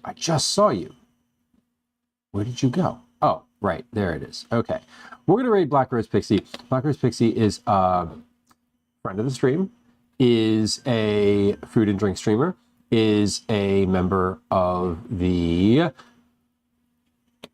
Food and Drink Creator Club, and is currently making cookies. As is everybody in the food and drink category, which is great. And I love that. I love that people are making cookies. It's really lovely. Honestly, it's lovely to see so many people actually streaming into the category. But she's making, oh my God, these are so intricate, y'all. These look super cute. She's decorating currently. So let's go over there before what? I don't know. Let's go over there before I keep talking. The next stream here is going to be Tuesday, December, whatever that is, this coming Tuesday. We're going to be doing, I believe, we're gonna be doing, ideally, hopefully, my plan is to do cheese danishes on the next stream. So, will we do that? Hopefully. That is the plan. Anyway, here we go. Let's do this. Here's a few raid messages in chat. Feel free to copy and paste them if you are so inclined. Here are some social media links in chat. Please feel free to go follow elsewhere. Also, if you are so inclined, would appreciate it. I would also appreciate one direct ask. Please go subscribe on YouTube. There's a link to that in chat if you're not already. It is helpful for me. I'd like to get to the number of subscribers that I can monetize that channel and start putting more effort into it. Thank you for hanging out today. I appreciate your company. It's been really lovely to have all of y'all hanging out. We'll be back again, like I said, on Tuesday. We'll be doing cheese danishes. If I don't see you before then, or if I don't see you on Tuesday, I know a lot of folks are traveling and the holiday is, it is what it is.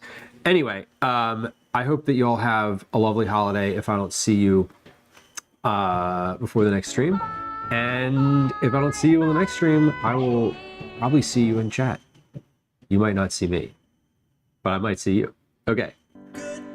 Okay, bye.